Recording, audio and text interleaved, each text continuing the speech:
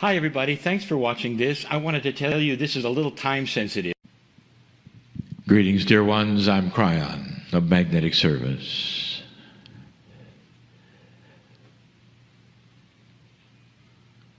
The room is filled with those I know.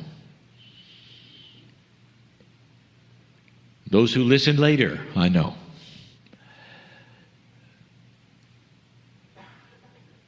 And this is because all of you are part of a larger family.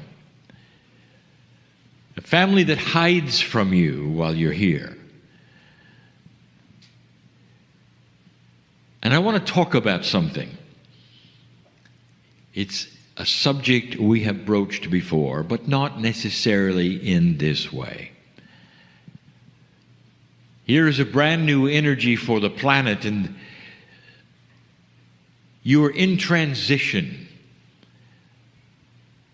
between a consciousness of the past and that which is a promise of the future.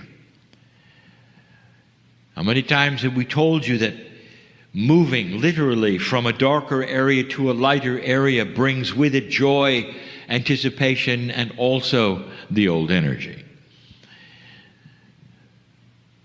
For a flash bulb doesn't simply go off and everything is fine.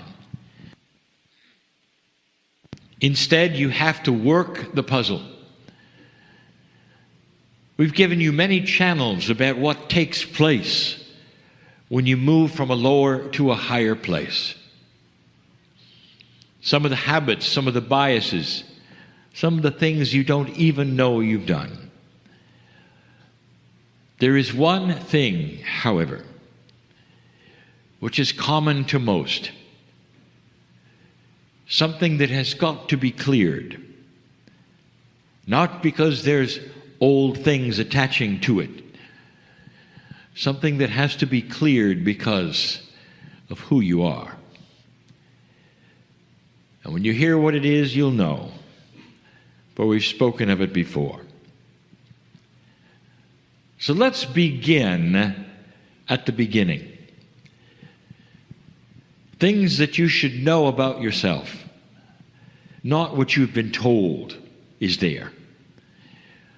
Things spiritually that are so true and beautiful that perhaps you've forgotten. Things that are not taught today in the spiritual systems that you have. Not like this.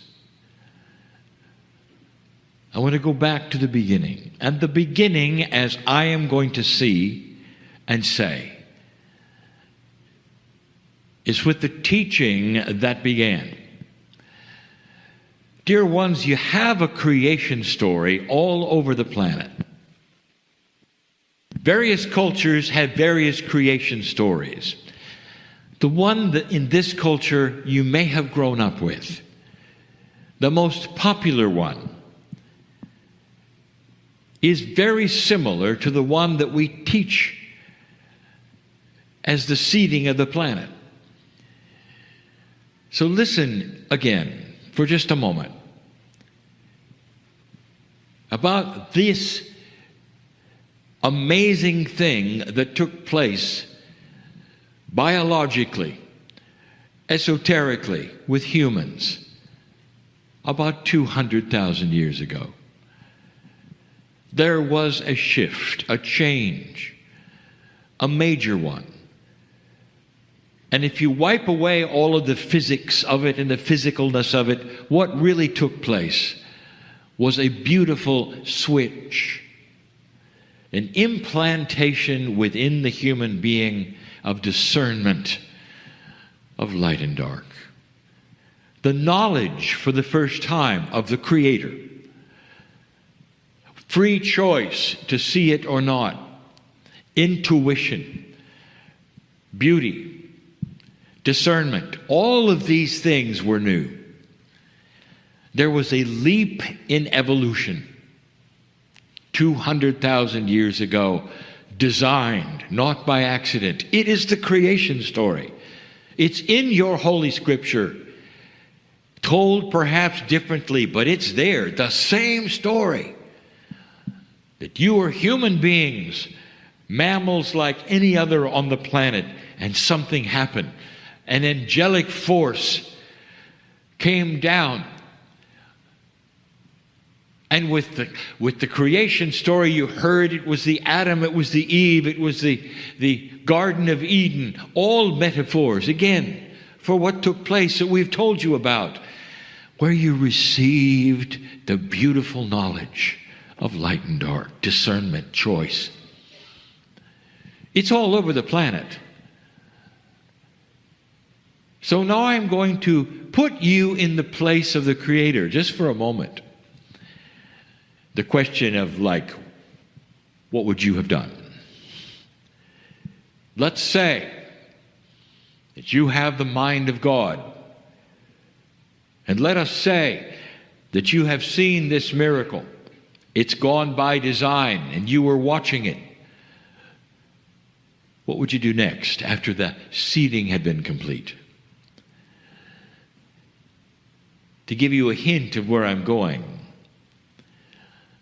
let us say you take a small child and you say, I'm going to give you something amazing and beautiful. I'm going to put you in a library with the knowledge of everything. And you can then choose between the books. And then you go away and you say on the way out, oh, sorry, we never taught you to read. Thousands of books, and you can't touch them. You don't know what's in them. So would it make more sense to have a creation story accompanied then by teaching? And their scripture says nothing about that, nothing at all. So human beings are then given all of this and then left to fend for themselves. There is no teaching from the angel. Truly, Scripture will tell you that the masters then came, and there were many of them. And through history and cultures, there were many of them. But the source that did the seeding, the angelic energy that had the force behind the creation story, simply left. And you were on your own, and then the stories began that you hear. But my story is different. It's more logical that the seeding occurred and the teaching began. You cannot take that kind of a change, place it on humanity, and walk away.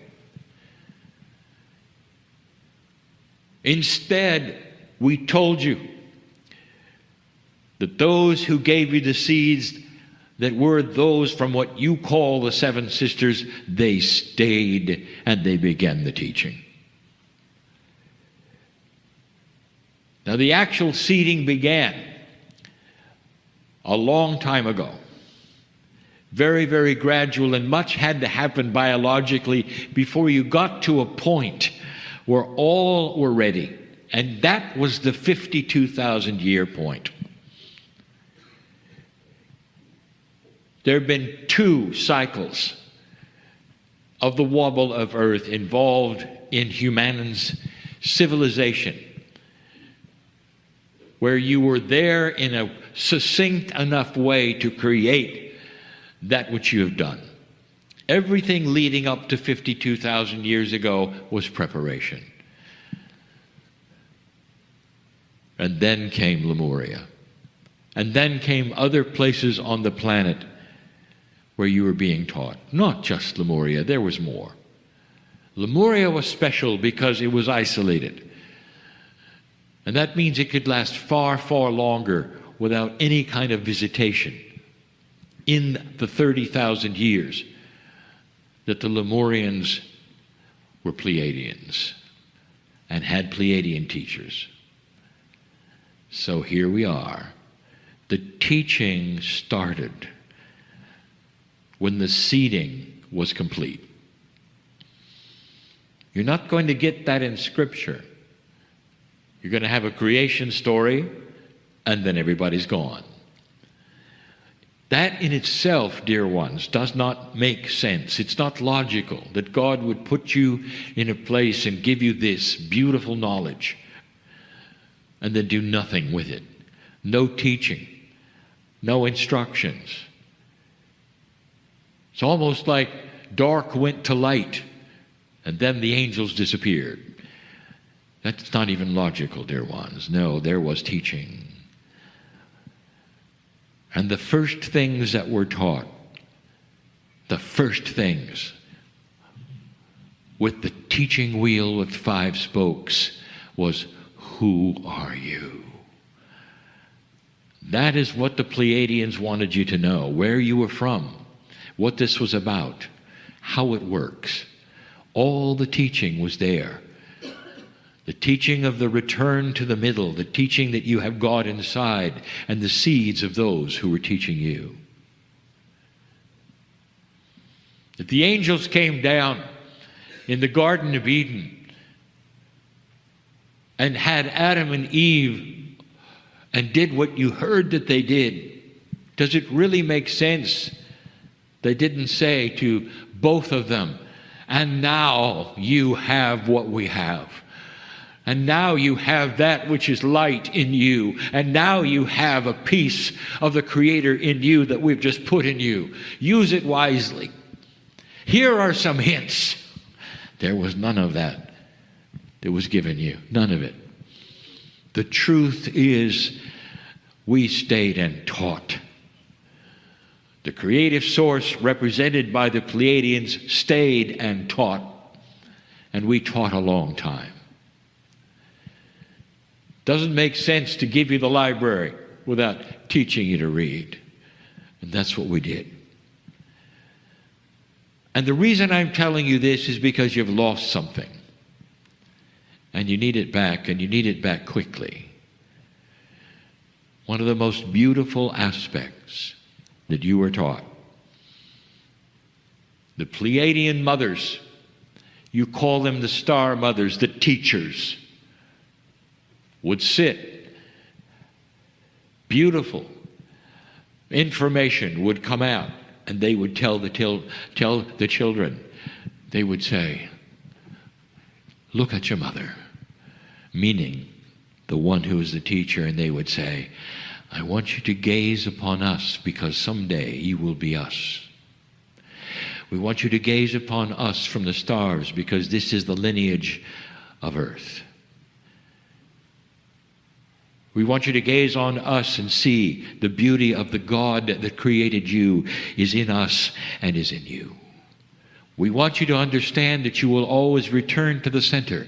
No matter how many lives you think you have, no matter how long you live, that it goes both ways. You come and go from this planet, the center. You come and go because this is the system. You see, you always return to the creation, and then you go back, and then you come and you go. It's beautiful. It's a push-pull system, coming and going with the beauty of God inside. You are God.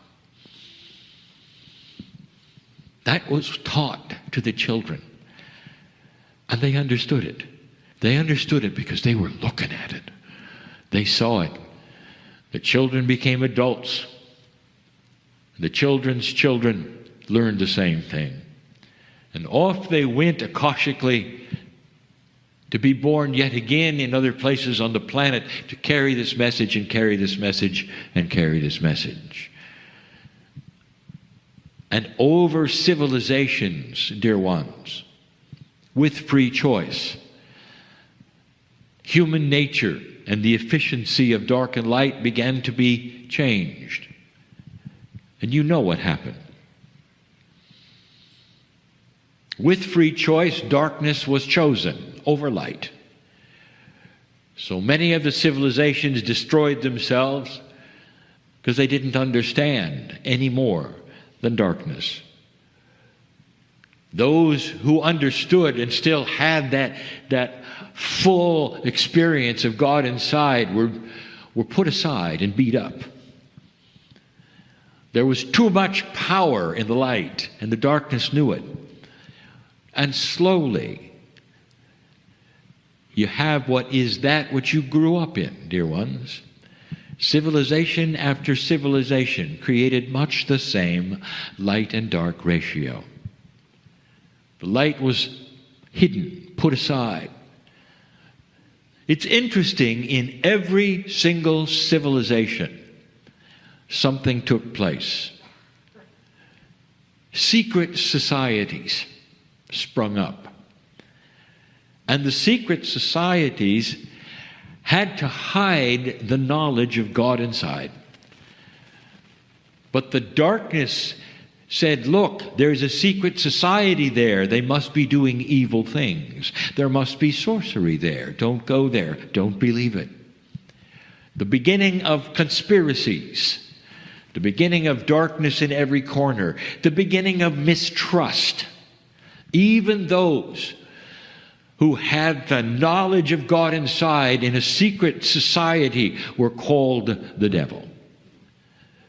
And the darkness always seemed to win, because human beings would then believe the worst in everything. That defines dark energy. And the beauty of God inside was suppressed. It's almost like you had a piece of gold shining like the sun that was you. And over time, the dirt and the dust got on it, and the gold went away. And here you sit today with dusty gold. Now that's a metaphor for lack of self-worth. It's common. It's common not just with old souls. It's common for humans. For most of the humanity that has come and gone on this planet and reincarnated experienced this, just like you did. That to say that perhaps you were God, or you had any powers, or you knew how consciousness would work, would be a death sentence. Even the shamans, the ones who could make the magic, the ones that would be turned to change the weather, even they were in trouble all the time. Because if something didn't go exactly right, then they were blamed and often terminated. Some of you were them. You are your own ancients, and in that old soul, some of you were them. Some of you were born spiritual with knowledge, and as soon as you were able to grow up and walk, you were actually following the same path yet again. Never ever believing your parents, never ever going to certain kinds of religious structural organizations. Others of you awakened later. But all of you have dusty gold. Lack of self-worth comes from lifetimes of not being believed, of having to cower in the dark. Some of you have awakened with the knowledge intuitively not to push the envelope of light. Just to behave yourself. Don't come out of the closet too quickly, or at all, because you might face it again. But even the ones who've come out, even the ones who are teachers, even the ones who write the books, even the ones who sit in the chair and channel, have dusty gold. The truth was given to you, old soul, by those who seeded you. What you did with it, you get to look around and see. Morphed into rules, into negativity, into dysfunction, into many things. Even those who know the truth about the spoke of returning, about the original teaching, even if you know it, you've got dirty gold, dusty gold. In other words, in this room and listening to me, those humans who want to move forward so badly, those humans who say, yes, I'm seeing the light, still suffer from doubt, fear, and lack of self-worth. We know this. We know this. Now, I want you to cognize those words.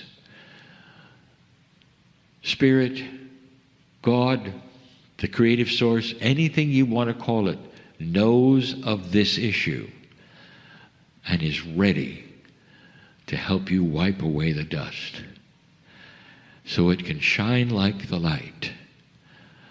And all you have to do is start claiming it. And if you want something to imagine, if you want a visualization, use the one I've just given you. Old soul, you shine like the sun, like pure gold polished so you can see your face in it. And I want you to consider for a moment what it would be like to simply take your hand, even without a cloth, and brush away the dirt and the gold, the dust, and see in the gold your face. See the reflection of your own face in that. And the metaphor for you as you do it will be brushing away doubt, brushing away that which is something that you can't really identify what's wrong inside when you don't believe in things. What's wrong inside when you don't want to come along with a program of beauty or benevolence or compassion. What's wrong inside? What is it that blocks you from believing some of the things that are presented? That's the dust on the gold. It's history telling you it's not real. It's history that's telling you it's dark. It's history that's giving you conspiracies against it. It's all that you've been through. And right now, in this energy, in the light, that gold is waiting for you to simply brush the dust away. And when you do it, even when you begin to do it, even if you consider it, things start to change. If you want to grasp some of the principles that are given here by Kryon, in this chair, in the many chairs for 28 years, if you're ready to go to the next level, it's time to brush away the dust. Because that will be the catalyst for everything you've asked for. Oh, depressed one, I know who's here. I know who's listening. It is so difficult for you to climb out of this thing. Unless you knew something, we know the issue. God is not in a vacuum on the other side of some black veil. God is not judging you for what you've done or what you haven't done. Instead, God is there next to you, waiting and saying, brush it away, blow it away. Here's a cloth if you need it, but do it. And then you'll see who you are.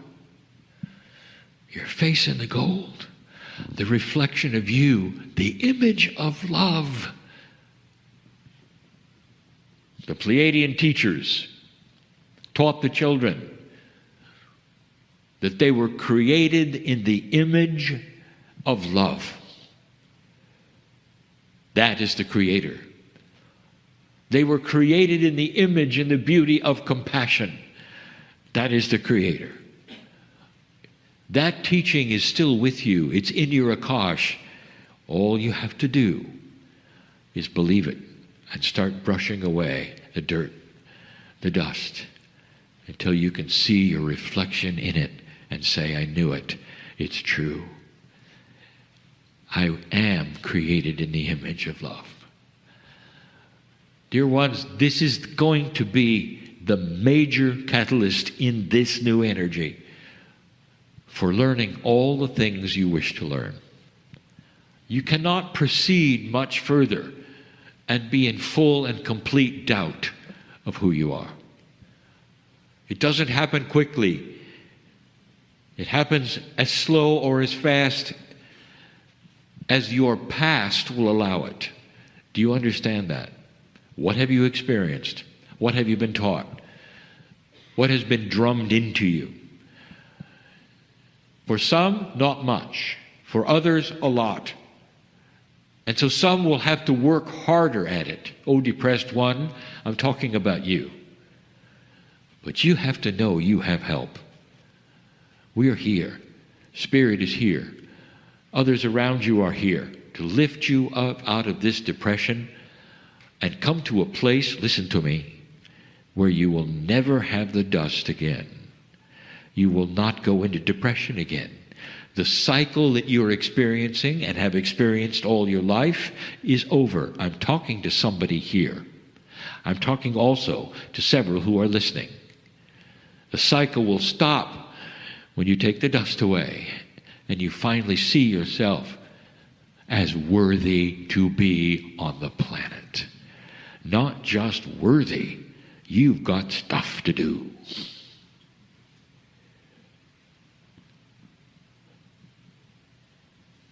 How does it feel to know that that is still there? You don't have to reach anywhere for it. You don't have to go anywhere for it. You don't have to study for it. Just blow the dust away. And what you're going to see is the beauty that you are. It's so much easier to see love and love yourself when you're not looking into something you can't even see, a mirror that is so dark. How are you going to see yourself to even know who you are when you're looking at a mirror that has so much dirt on it? Brush it away. Start to see that mirror, that reflection, that gold of God in you. It never changed. Only history changed it. Only what you were told it changed it. And it's time to grow up and make your own decisions about who you are and what your relationship is to the universe, to the Creator, to the God inside. Oh, beautiful one. Oh, magnificent human being. I know what that reflection looks like. Go do it. It's time. And so it is.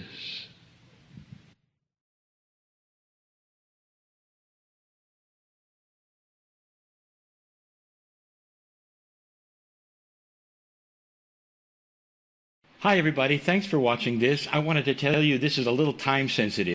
Hi everybody, thanks for watching this. I wanted to tell you this is a little time sensitive. So we are at the 7th day of our tour, arriving at the main nature place excursion of the day, which is the God's Waterfall. Indeed, it's majestic and grand, as we would like God to be. We'll take this moment to anchor ourselves once again as one group, as one soul, on this journey in beautiful, amazing, and Gaia-gifting Iceland, that once again inviting us to speak to us. Every place has something new to offer to you. So center once again in your own being, through your own field, through your own heart, through your soul, deeper into this space. Feel the energy beneath you and all around you. Feel the elements of nature, the warmth of the beautiful sun that gifted us as well, the snow, the cold breeze, the sounds of the waterfall behind you.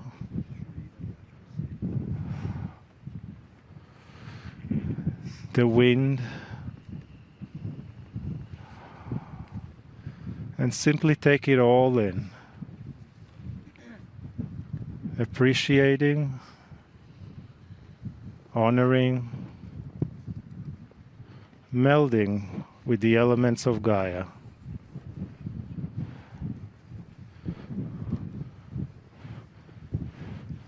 At this time, when the world is still gripped in many places in worry, anxiety, and fear, let us invite them also into this circle. In a quantum state, everyone is here with you. And for those who are going to listen to the channel and to these channels, not too far from now, you are also welcome to join us into this circle.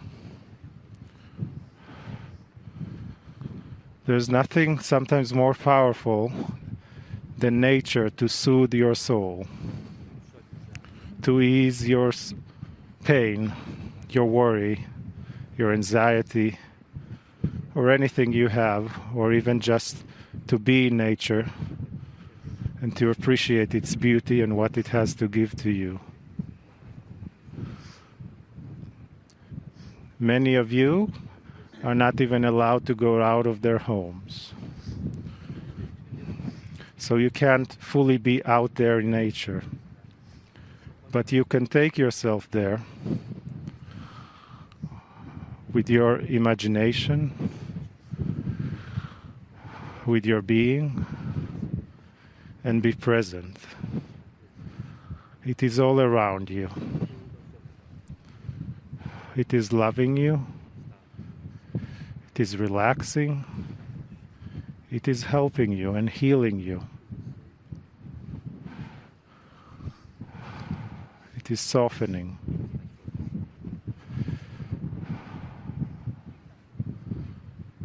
Let Gaia love you and soothe your heart. And know that all is well. And all is well.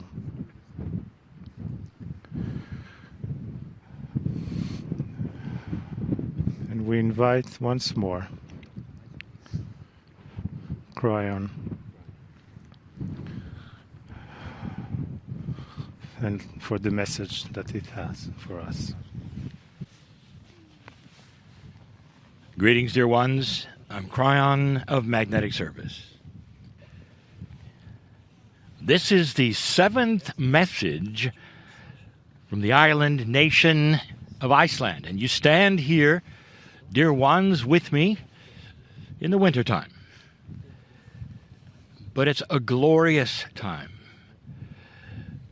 You're going to look back on this and remember the time when you stood in the snow,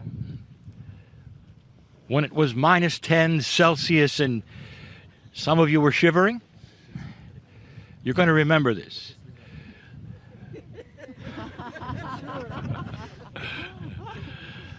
But I want you to remember the sun. I want you to remember what you're seeing with your eyes, what you've just seen here. The pristineness, the majesty, the beauty, the energy that pours from this place that says, welcome to you. Welcome to you. In these moments, let the sun be that which would warm you just for the few moments that I wish to speak. My partner wants an unspoken rule to be written right now in the snow. And that unspoken rule would be this: the colder it is, the shorter the channel.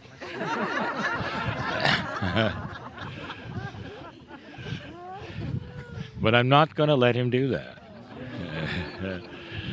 They're all short, dear ones. These are short messages that have some profound things we want to say to you. This is the revelation of the 6th letter in the title of the word Iceland. And the letter today is N. Now, almost everyone here has agreed that this would, of course, be nature. For there is an amazing beauty here that is not present in many places on the planet. I want to instead say that the word is going to be a derivative of nature. It's going to be natural. Almost everyone here or listening to my voice has something pristine to say about the word natural. You look for natural things. More and more human beings are asking the questions in all that they eat. Is it natural? But they're coming to an agreement that they don't want things that people have altered or things have been added. They want it to be natural. And so I want to give you just a little history to just think about in these next moments or so about natural. Even when you woke up this morning and when you had that amazing view in the sun, as far as you could see, of virgin snow, nothing had touched it. It was so beautiful. And you would say, this is natural. This is nature at its best. This is what I love. Can you imagine for a moment space when the earth was being formed and how beautiful that would be? Untouched, natural. So that the earth would form, including this island, in the way that it would. Even the tectonic plates crushing one another and the volcanoes going off to provide what you see right now. There's something beautiful of the fact that it's natural. It happened by itself. The forces were immense, but it was natural. I want to take you on this short little journey of what humans thought and did in the absolute first societies. After that, what you call the Garden of Eden, after that time, when humans had what you would call a soul, they had a choice to decide who the Creator was and what was going on the planet. The result today you can see, for there's mythology everywhere. The mountains speak. There's the elves, the hidden people, the trolls in this land, which are all metaphors for natural occurring life on the planet. Natural. What did the indigenous of the planet, the most early ones, what did they choose for the story of the Creator? And the answer is this: everything was natural. Nothing was added to it. And the indigenous of this planet decided that there was energy in the hills and the waters and the waterfalls. And this was the Creator because it was allied to the soul. It was natural. Some of you will say, well, what about the spirituality of today? What goes with that? I'm getting there. One of the most natural things that occurred with the indigenous was that as they lost those they loved, the wise ones, over and over, as generations went by, they remembered them. They had words for them. They heard them in the wind. But the ancestors of the human beings were the most natural thing they had to call upon. They called upon the wisdom of themselves with nature. I said this before, I'll say it again, that in some lands there is a cosmology that says when you take the dirt of the earth and put it on your lips, you touch every ancestor you've ever had because they're still there.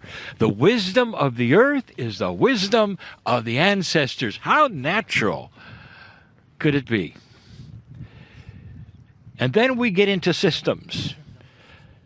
And people will say, well, that was the end of natural because the systems then were man-made. Let's discuss the very first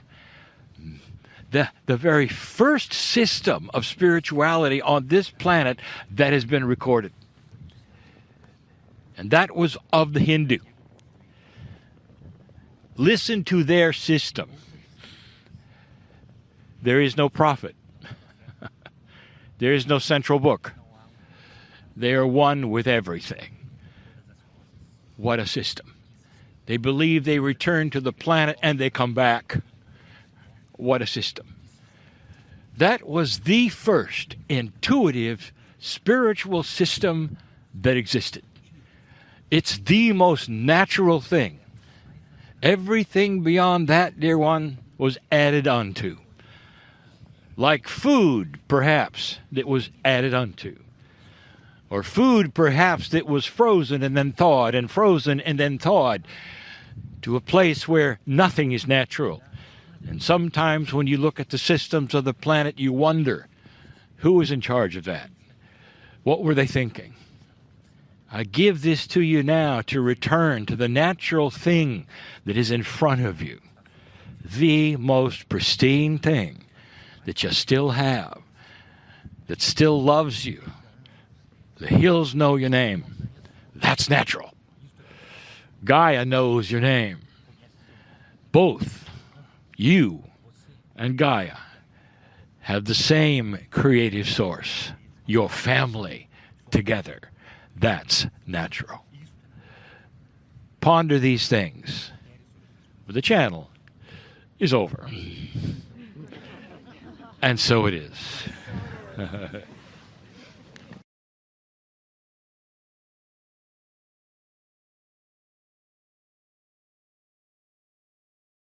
Greetings, dear ones. I am Kryon of Magnetic Service.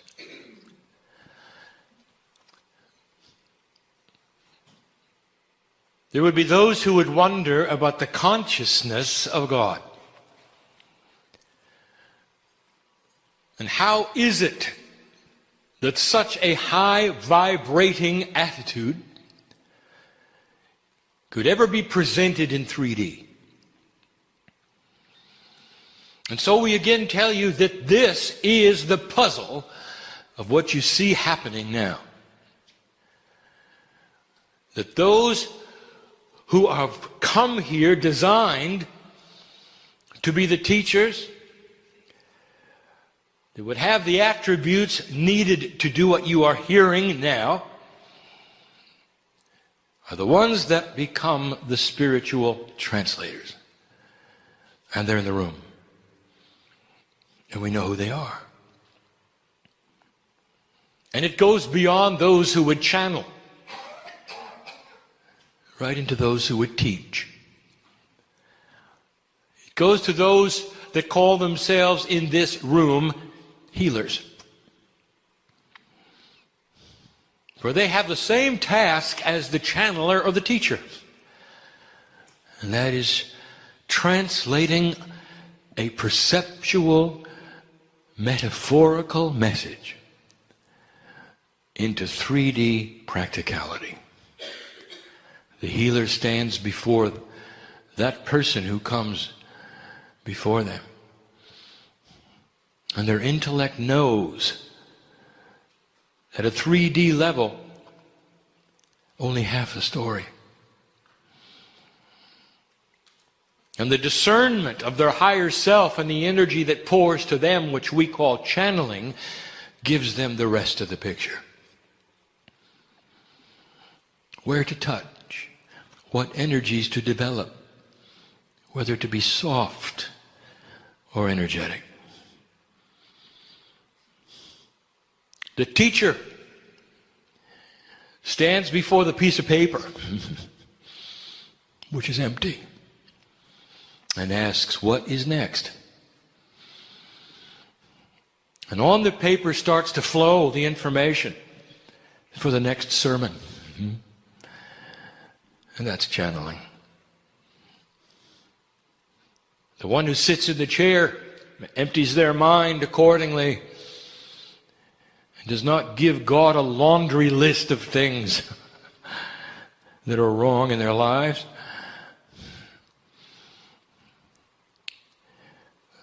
That's the one that gets the answers the fastest. The wise one knows that God is always with them and knows all of the things that have occurred in their life. Right at the point they sat in the chair. We say it again, blessed is the one who is quiet and says, "Dear God, tell me what it is I need to know."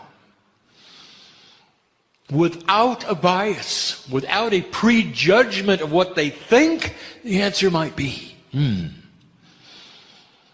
that's when it flows in. And sometimes the answer is simple. Dear one, if you come to that point, that precipice, and you need answers so badly and you want to hear the numbers or the words, don't be disappointed if all you get is a hug. And my partner said it, that is an answer.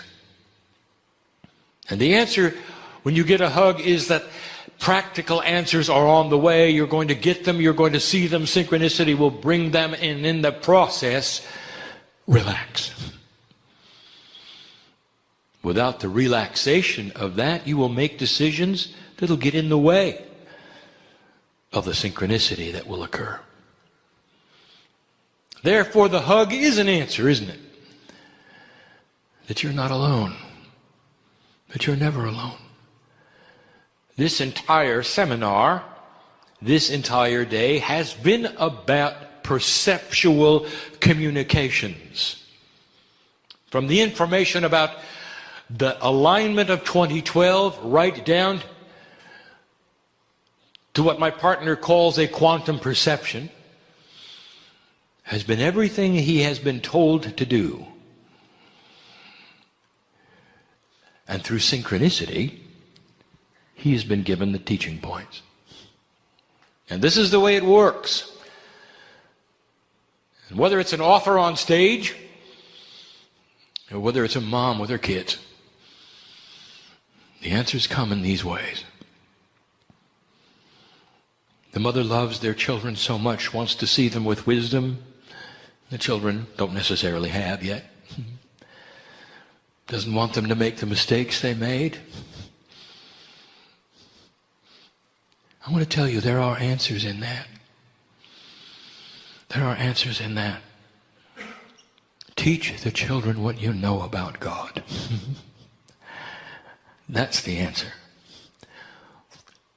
Don't teach the child what was wrong with what they did or what's wrong with what you did. Don't teach the child necessarily the lineage of mistakes you made. Instead, look in the child's eyes and say, I want to tell you what I found. That is most important to me, that goes beyond any generation gap that ever existed. I found God in me and you've got it in you. And you can find it any way you want to. But it's going to keep you out of trouble. It's going to keep you wise. And innately you'll know what to do at the times when your parents are not around. You couldn't give a child anything better than that. This is quantum teaching. The word quantum used in a popular way, meaning that which appears to be nonsensical randomness has purpose and there is a system to it. You can't see the logic of it because it's out of your dimensional perception. So I want this to be a message today, a core message, one that gets published, about perception. I want to show you how human beings perceive God in an old and a new energy, and how God perceives humans. Pieces and parts of all this been taught now for 21 years. We put it together so you can hear it yet again. Altogether, a perceptual message.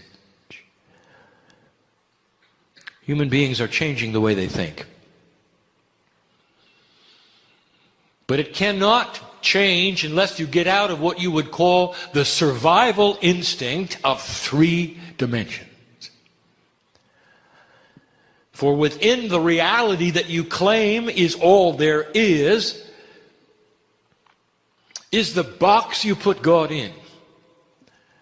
And that gets in the way of everything you do. Think about these things. All of these years, what humans do with energy. When you feel something that is not part of your reality, it disturbs you. And you do one of two things with it. You either worship it or you condemn it. Very few human beings absorb it. Because it's frightening, is it not?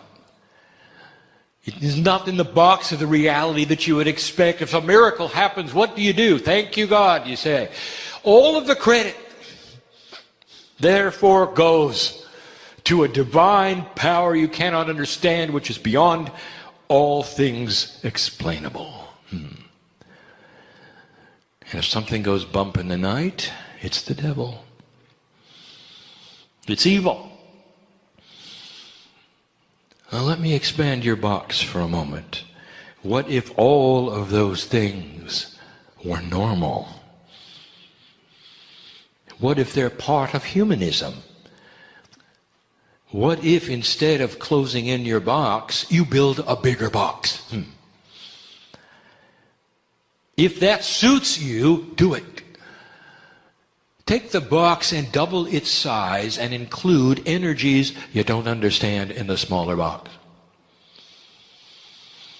And here is the invitation. Spirit is having fun.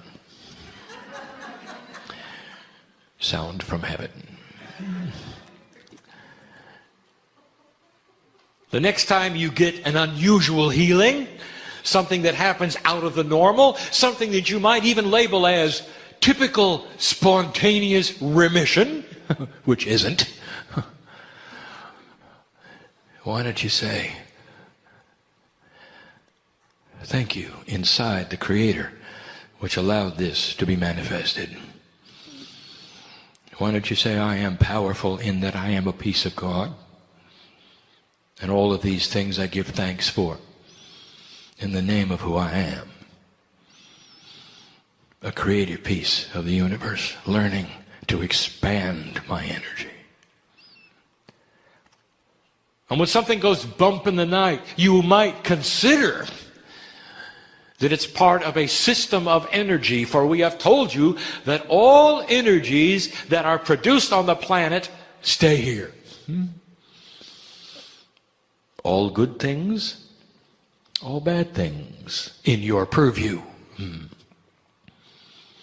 If there was a dramatic moment, something that is abominable to the human spirit, it is imprinted in the air. Bang! Stays there like a tape that replays itself. It's energy. Doesn't necessarily mean it's an entity, does it? And you might experience it. It's not evil. It's simply energy. And what does it beg you to do? Clear it. We've told you this before because your energy allowance has an attribute. That light is more powerful than dark because light is active and dark is passive. That is to say, if you have a dark room, and you open the door, dark does not leak out. If instead you light a match, darkness vanishes, for it cannot exist with light there, you see? Dark has no substance, for it is defined as the absence of light. Therefore, if you come upon an energy which you feel is a stamp of inappropriateness for your magnificence that is in your purview, turn on the light and it will go away. It is as simple as that. You can address it. You can say, energy be gone, for you have no more purpose. Let there be light in this place. I've just given somebody an answer who came here for it. It's time to expand the box. Perhaps it's time to eliminate it. The perception of the human being creates what is called the magnificence of God and the power of evil. It's only a perception. Let me tell you what our perception is, that all of you, each one, carries a magnificent potential to control the energies for yourself, around you, for your life. Don't be afraid of either one. If you come across something inappropriate, clear it up. If you come across something magnificent, claim it as your power. And move forward to the next step. Do you hear what I'm saying? Time to have a perceptual shift, is it not? Humanity has consistently put God in a box of fear. You fear God, do you not? Because God is big and humans are not, supposedly. Let's talk about that human perception. The human wants to paste human attributes on the divine. The creator of the universe. Supposedly, when you step across the veil, you're going to find strife. You're going to find war. You're going to find angels fighting angels. That's your mythology, isn't it? You're going to find one of the attributes of humanity that you have pasted on God completely and totally. You're going to find punishment and reward. Did you know it doesn't exist on this side of the veil? I want to tell you what exists on my side of the veil. A soup of magnificent energy. It sings a message in color and light. There's no strife here. The creator energy has no strife here. There's no punishment here. There's no reward here. There's only creator energy here. You're part of the creator energy family. You should know this. And you should have the wisdom also to know that all of the things you paste upon God are the human attributes. That you can't think past that box of what God must be like. And so you create wars in heaven, you create angel strife, you create things that would then explain the devil. Fallen angels, pearly gates, lists of do's and don'ts, of goods and bads, accounting, places you go, golden streets. All human perspective pasted upon God. I want to tell you it's a lot different than that. And I want to remind you that there are those who have seen it. Why don't you ask somebody who has had what you would call a near-death experience, when they got close, ever so close to the Creator's energy, when they just barely touched it, when the heart was stopping and the breathing was almost gone, before they were brought back to life with science. They got to go there, they got to touch the hand of God that was just barely creeping through the door that was barely opening, and what they saw was magnificent. Filled with love and filled with light and filled with family. Filled with beauty. There was no strife there. There was no punishment there. And when they came back, listen to what they told you. For it changed their lives, didn't it? Listen to each one talk about it. There is nothing to fear, they said. Death is something you experience a lot of. Blessed is the human being when they're born and when they die. And they have the wisdom to say, oh, it's uncomfortable, but I'll get over it. Because I've done it before. Birth and death, most uncomfortable. And how many times have you done it, old soul? All of you are going to go through it again. Every single one in this room is coming back. Sorry. I'll tell you why. I've said it before. You have the mind of God on the other side of the veil, not the mind of a human being. You see the Akash, you know who you are, you see the lineage, a purpose of who you are. You can't stay on my side of the veil when you're not complete, when you're not finished. Here you are in the shift. It's going to shift the planet so that when you return, you can finally do something. Do you understand what I'm saying? This is the transition. And you come back, you can finally do something. Old soul, it's eminent. Some of you over 50,000 years old.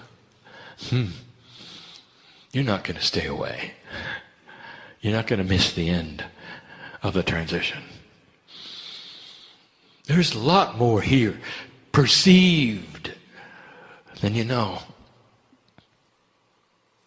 In an old energy, humans even took God to the limit, making many of them, one for the ocean, one for the sky, giving them children, creating anger, reward, love and hate. All the Greek gods had that.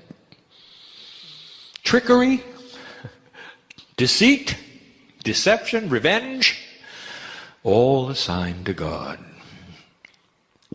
Have you ever heard a revengeful God? That is a human attribute pasted upon the energy of fear. There's nothing to fear. You're growing up.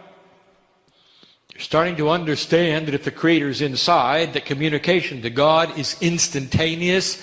It is yours to have. You don't need an intermediary. You might have in an older energy. That's why it occurred. Let me tell you about worship. Let me define worship for you. Blessed is the human being who gets together with another human being or a group of human beings to celebrate their divinity. That's worship. And what is exactly the thing you're worshiping? Is it a great divine power that you are going to kneel in front of? Or are you honoring that which is the God inside you? You know the answer. For humanity is beginning to see it and beginning to change. I am Kryon, so I feel an interdimensionality that you cannot.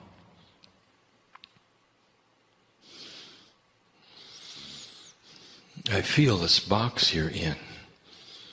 Do you know what's happened in this room in these years? Since the 80s? You know what's happened in here? Epiphanies.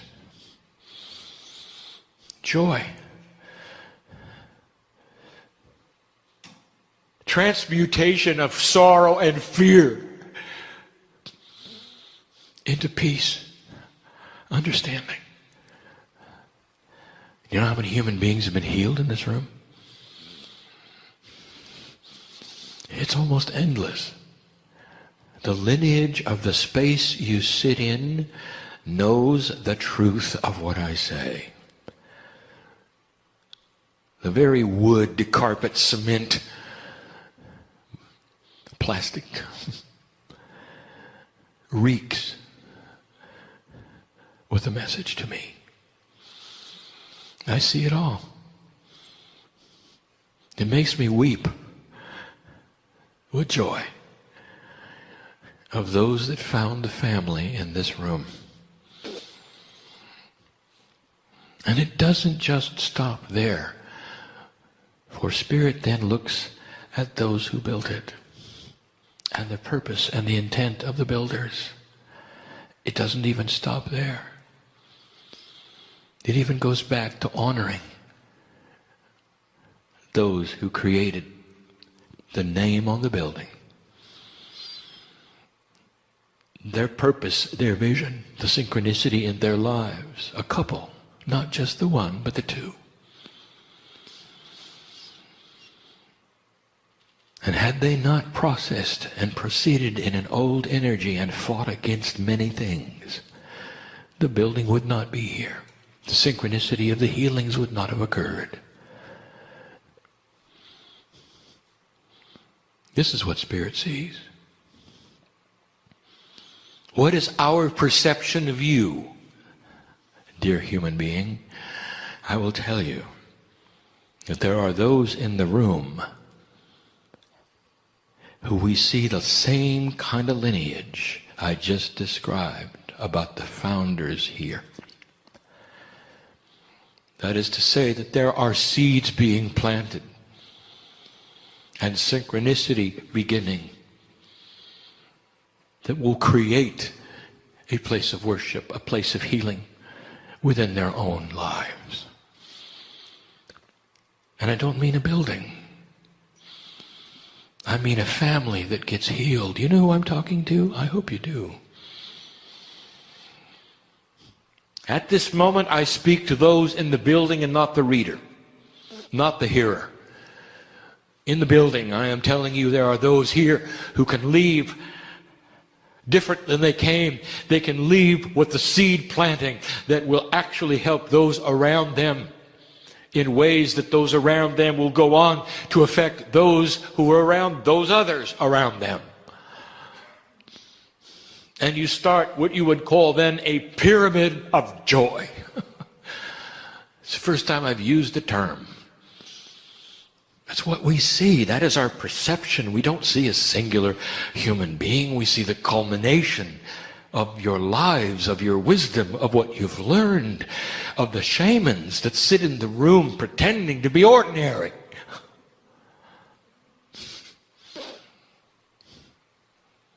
We see the potential of what you can do and what is coming. But not if you don't believe it.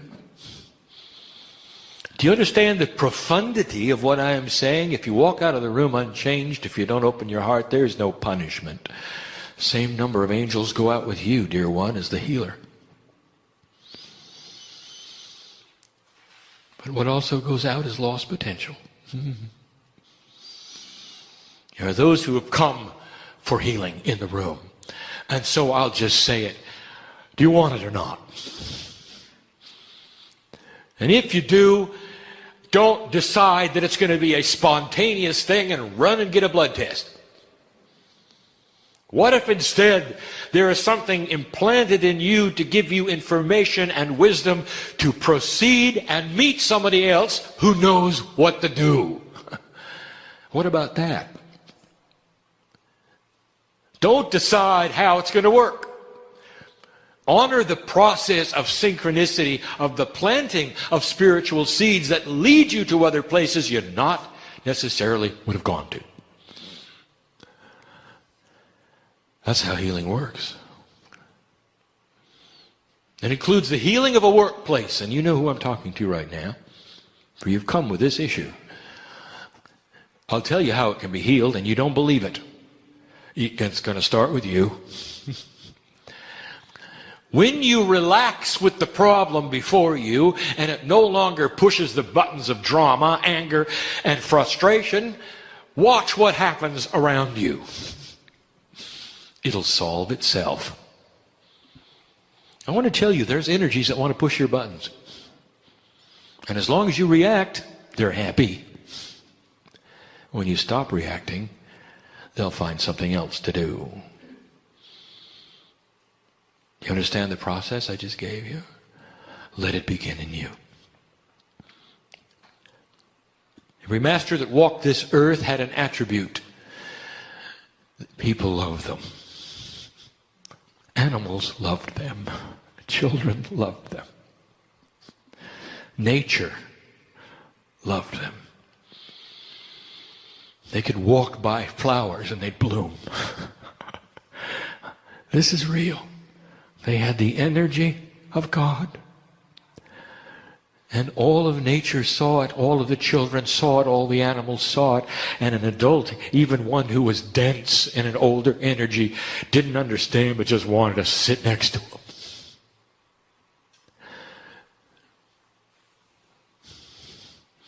And that includes the Christ. The one whose picture hangs laughing in the hallway. You just want to be with him, didn't you? Can you imagine if he were here? What would this magnificent master have to offer? I want to tell you, most of you wouldn't care. You just want to sit next to him and feel the love and enjoy the presence and know all is well. And you know I'm right. So here's the puzzle. How would you like that for you? To be so alive with that which is inside that all those around you just want to be with you. Don't want you to do anything. They just want to be with you. Mom, I'll tell you something. If you make the shift, your children are not going to leave you. Now that's for somebody reading.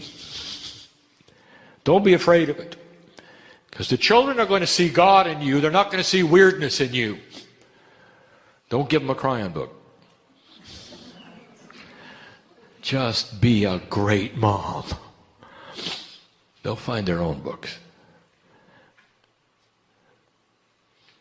That's the perception we have. A long-term planting of seeds that sometimes don't even bloom until you come back in another body. What about that?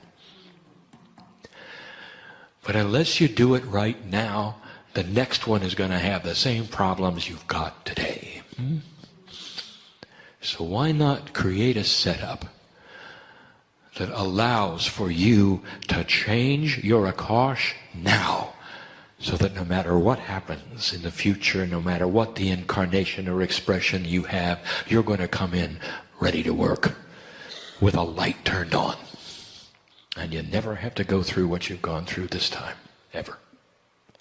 How does it sound? Well, that's what the human being can do in this energy. And that's our perception today of you. It's not a fearful God. It's a magnificent family partner with its hand out. Can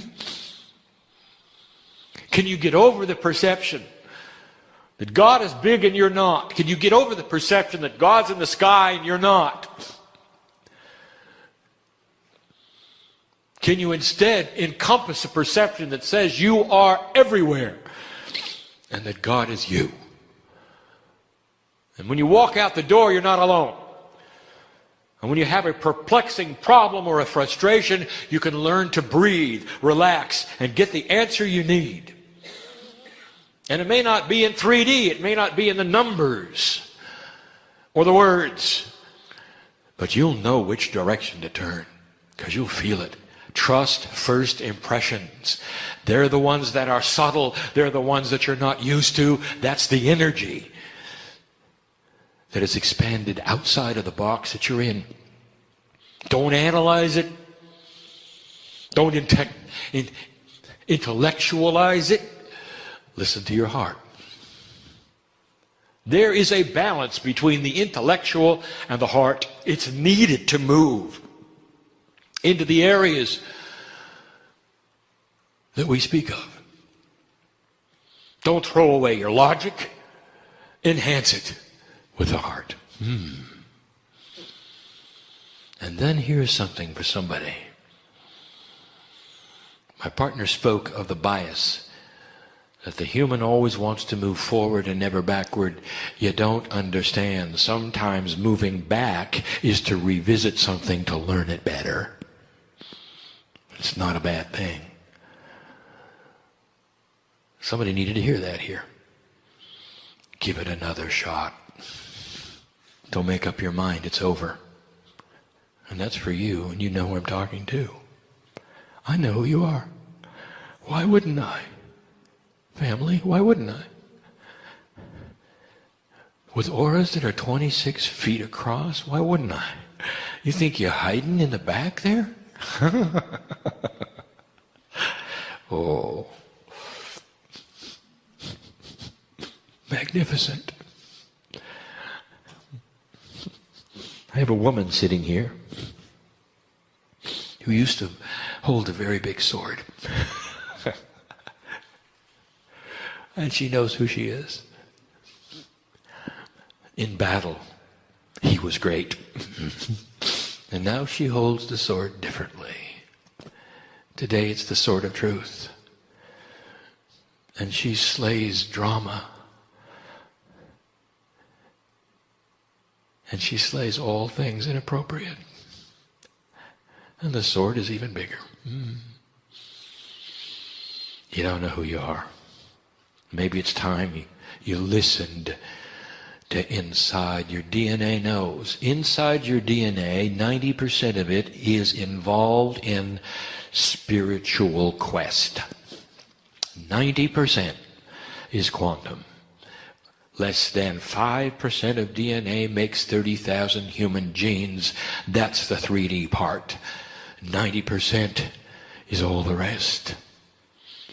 It is the beauty of the higher self. It is the angel inside. It is the guides. It is the Akashic record. It is the pointers to the entourage. It's the pipeline. It's the golden cord. It's whatever you want to call it. It's in every single human being. And you are beginning to activate it. It brings you to the chairs today, does it not? Makes you wonder why you're here. I know why you're here. I know what brought you here. You all have something in common. You're all my family. You even remember what the universe looks like. You can hardly wait to take a look again. Beautiful beyond words. Glorious with energies that you will remember when you go back. And when it's time, you'll return. There is no one God. There is all of us.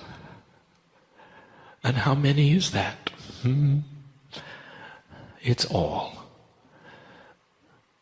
An infinite number of ones that together make it all work in a system called love. That is the power of the universe, and you can see it in the way the Creator creates. Astronomers pay attention, for you're looking at a benevolent Creator, and you can see it in that which is created in the universe. It is biased for life. It is not random. There is a system, and physics is starting even to discover it. He even gave it a name, intelligent design. There it is. Proof, if you wish, that God is good.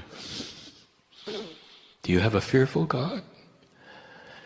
Or do you have a family member? That's the question we leave you with. Perception. Change it. And you're going to find something that you didn't expect. As you vibrate higher, all of the things that have been in a higher vibration will start to show themselves. Invisible to you in a lower vibration, observable and usable in a higher one. The tools lay there, unused and ready. Manifestation is yours. Longer life, the elimination of disease, the beginning of you being able to change your own cellular structure, your makeup. You can do things that only stem cells can do with your very conscious thought. It's always been there. But you're going to have to vibrate higher to see it. Perception. How do you perceive us? I hope today has changed it. And you will see us the way we are. A family with our hands out, ready to take yours. On a journey you didn't expect. And so it is. I like to be consistent in the way we did it last night and the way we're going to do it tonight. And so what I'm going to ask is for all of our guests in a moment to come in. And they're going to sit in the order they presented, and each one is going to do a little presentation representing either their entity or what they want to say. And before I do that, I want to say thank you to all of them. It's been another great day. And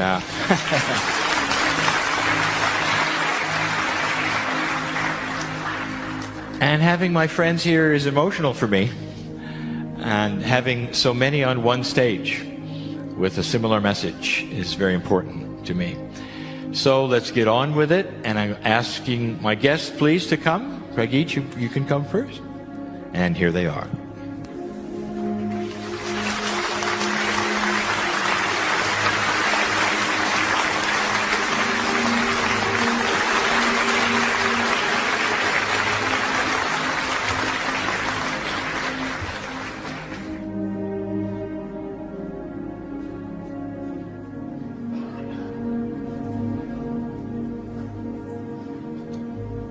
Thank you, my lovely friends, for all that you're doing for our planet, for being here, for participating in the way you are, and for the love you have for us, one another, for me, and for them.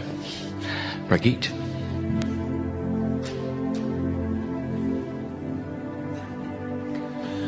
Beloved ones, we greet thee again. And again we invite you to simply relax. And again we suggest you close your eyes and just tune in to the energies that you have called in this day. And feel this 12th dimensional field is still here if you wish to connect to it. So feel and ask for more. Just ask to feel it deeper. There are a few things that we said to you a little earlier. The first, we wish to remind you once more this simple phrase, thank you, bring me more. It can change your life. Thank you, the gratitude for what is. And bring me more, because existence is abundant. Existence wants you to be abundant. How much can you allow? What is this abundance? So many people still connect abundance to this money. No. Abundance is having what you need when you need it, with a little bit extra to share. And when we say what you need, we are not talking about bread and water. If you want to go on vacation in Hawaii, you need it. If you want to drive a beautiful car instead of a wreck, claim it. Allow yourself to live the way that you deserve. Existence wants you to be abundant. Thank you. Bring me more. Something else that we would simply like to say. You are all creators. You carry the spark of the Creator within you. You create everything that you experience in your life. So start creating more consciously. Love yourself. And again, we said a little earlier, allow your vibration to move to its natural, beautiful frequency. Why stop holding it back? Stop judging yourself. Stop judging others. Stop judging situations. Your judgment tends to lower your frequency. In particular, stop judging yourself. You are beautiful. You are radiant beings. When you stop judging yourself, you start to feel that radiance. You have heard from all of us, and you know it yourself. There is a oneness. There is a oneness that you can feel, that you can tune into in this illusion of separation.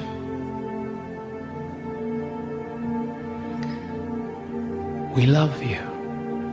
and we bless you.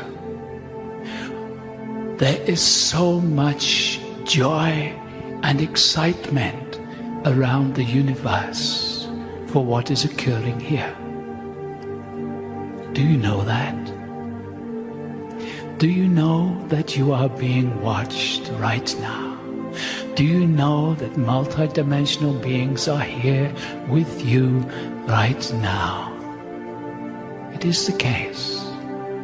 And as you allow self to open up to the grandeur that you are, you will begin to feel and then experience these multidimensional beings in your life.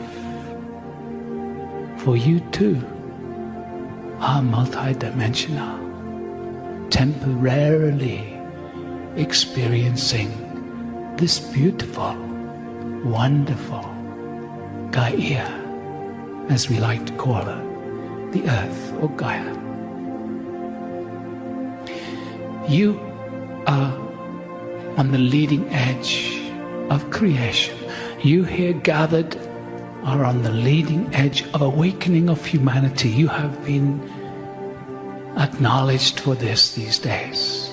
You have been invited to go and share your light, to share your beauty, your radiance. It is a joy for us to observe and to laugh with you and to feel the tears of joy with you. It touched us deeply when our beautiful spokesperson Julianne brought a little stargate to give to this one Ilan, and we could feel so many of you saying, "Oh, ooh, I would like that." And so in your tomorrow, we will bring another one and give it to Ilan. Who will be the grand creator who receives that?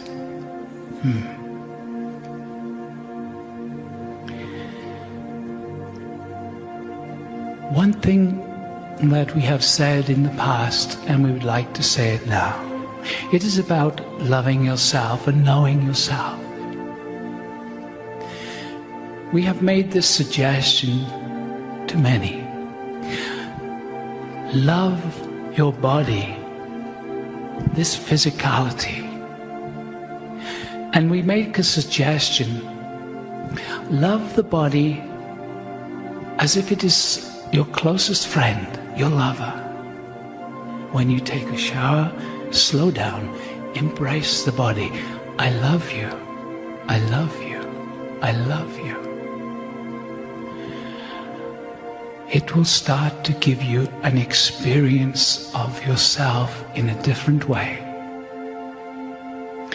It will start to help you to connect to the innate intelligence. When we first suggested to Pragit that he does this, he felt a little strange in the shower saying, "I love you." He whispered it at first.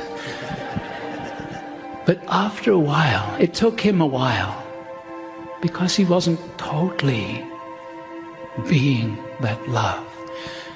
But then suddenly one day when he was saying, "I love you," caressing, acknowledging, loving the body, he felt the body respond. It was almost, he describes it as an inner hug. The body responded. He suddenly felt like a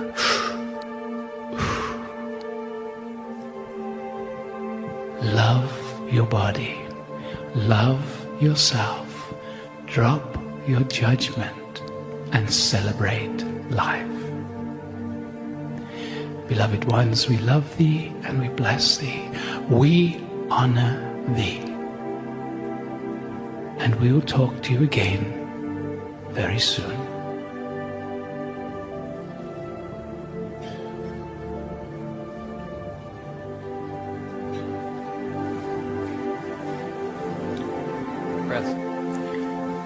Yeshua and El Moria have asked to join in an equalness, sitting here in a togetherness in order to convey a slightly different perspective in loving yourself. A word that I believe Adamas spoke of yesterday was selfish. It's a word that in this third dimensional reality that we play is not a very nice word, but there's two ends to that stick, selfishness. Most see it as stepping on someone, using someone, taking advantage of someone to progress their own well-being. Not many like that, except those that are so much in fear and pain that exercise that end of the stick. But Yeshua and Metatron, Yeshua and El Moria, wish to speak of the other end of the stick. One that says, have for yourself. See, so many of you are healers, and you give, and you give, and you give. So many of you have grown up in the religions that say it is better to give than to receive. But if you keep giving, and giving, and giving, and giving, and giving, there's nothing left to give. But we've grown up in that third dimensional reality, having no power and giving. As this shift of consciousness unfolds, you are being requested to be selfish, to simply begin to have for yourself. Continue to give, but have that which nurtures you.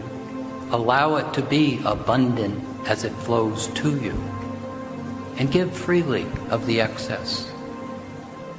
In that third dimensional game that we've played, in being controlled and weaker and less, giving for many was the way of finding that space in the heart.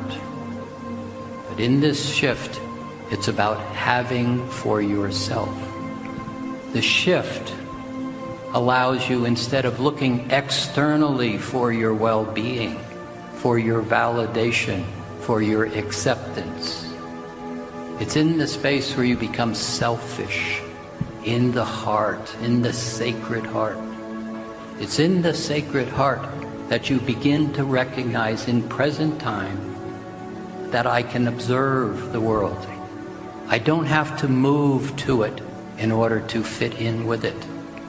It's a space where you begin to recognize happy, present, capable, certain. It's very soft. It comes with ease. But as you recognize it, a very significant shift happens. In your well-being, everything comes to you. You need not go externally looking for filling the lack. The lack is in the external movement. But as you sit in the sacred heart that's opening, as you begin to experience the personal power of being selfish, you begin to find that you have for yourself. But more so, in that space, you begin to recognize what power is. Power has no sword. Power has no force. There's no push. There's no external exertion. There's a presence. You, in the love and the power, one with the Creator. Everything comes to you. It's a place where you have to choose to know yourself. It's not difficult, but it is not necessarily easy, because my well-being, my belief system, my thoughts, my habits take me out there for what is really in here. So we ask you to begin to know your power, and it's in that power that you begin to know the love that you are.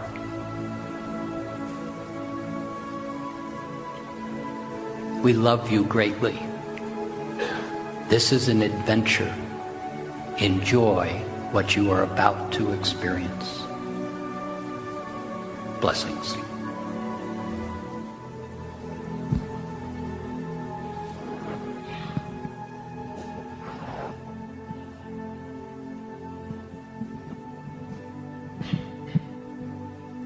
Good evening.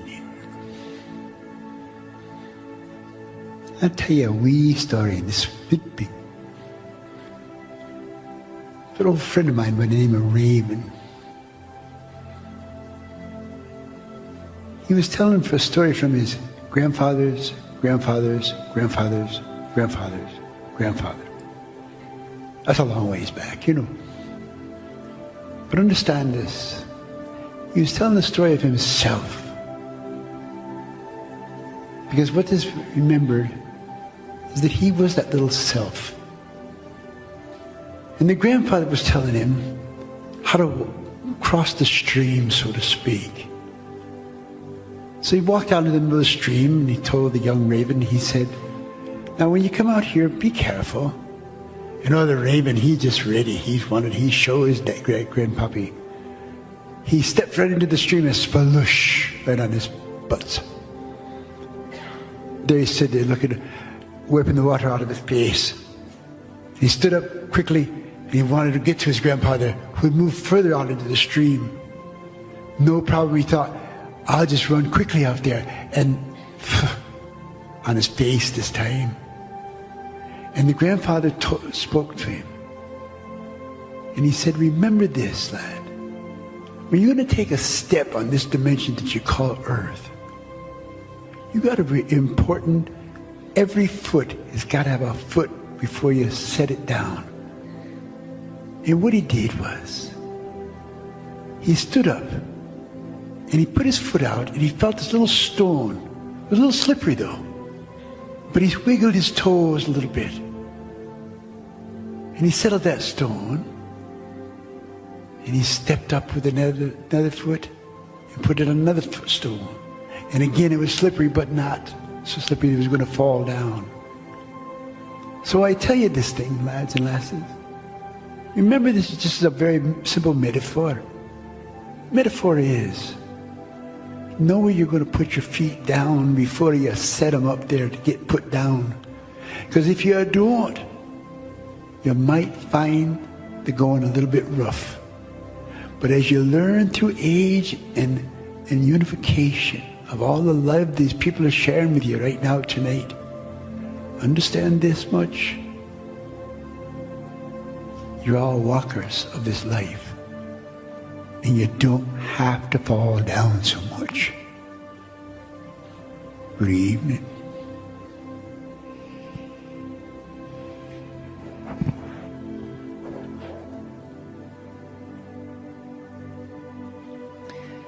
I am the wisdom of the feminine divine, in honor of the wisdom of the masculine divine. We wish to continue to speak of love, of self, and deep nurturing.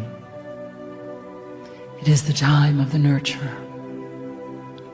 We ask you to nurture yourselves first, and then nurture others. And the deeper you go in the strength and expression of the infinite love, you will find a beautiful exchange, an infinity symbol, where you love others, you love yourself. You love others, you love yourself. And before you know it, you don't know where one ends and the other begins. It begins with you nurturing yourself in the energy of wholeness, in the energy of holiness. A deep breath for nurturing, please.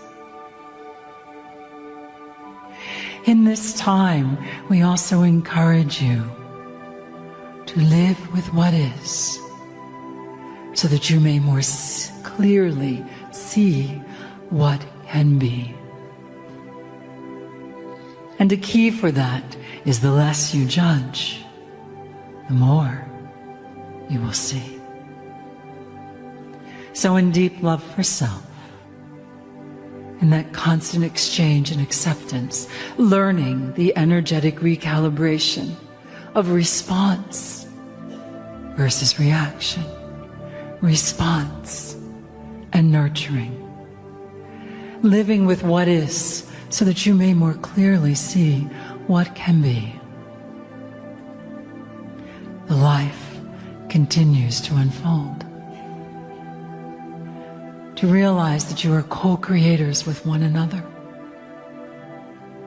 and the kindness that you share with one another is also within your own being. Nurturing again and again. We wish to remind you again that you are all channels learning to channel more of who you are. We are entering a time where the resonance is becoming stronger.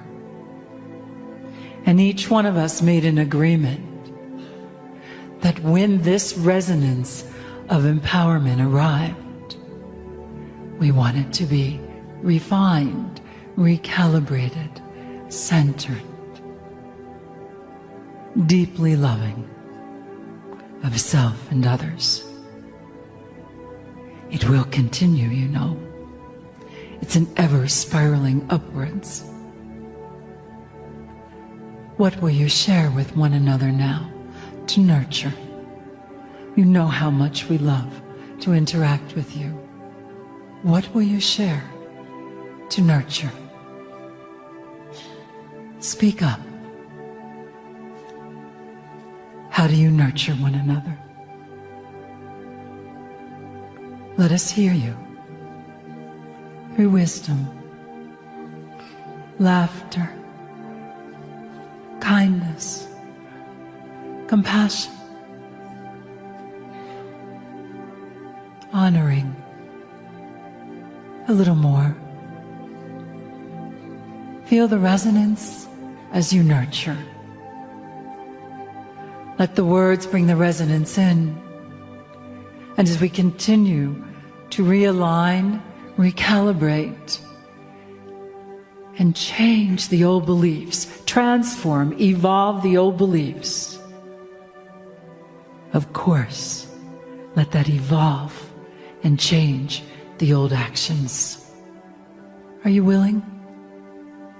Without guilt, please, for that is the last thing we wish to bring to the planet. Without guilt. To recalibrate, realign, reaffirm. You came here in the energy of unconditional, infinite love.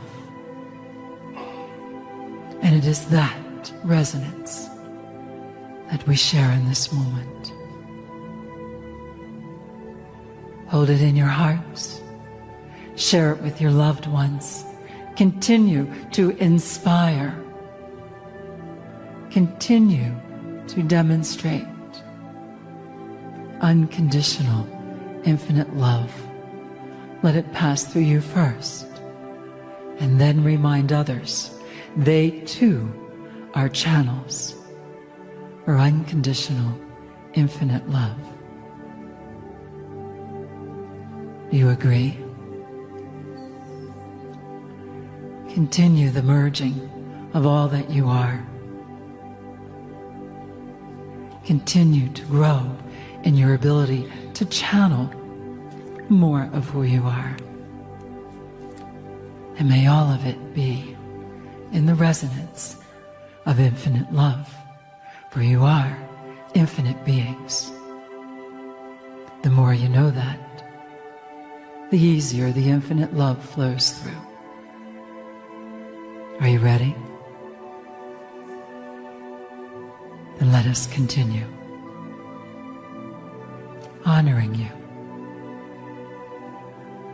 I am the wisdom of the feminine divine in honor of the wisdom of the masculine divine. And so are you. Blessings of union.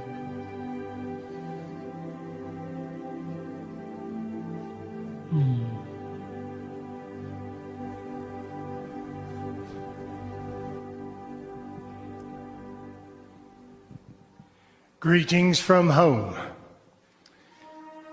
What is home? We call home with a capital H.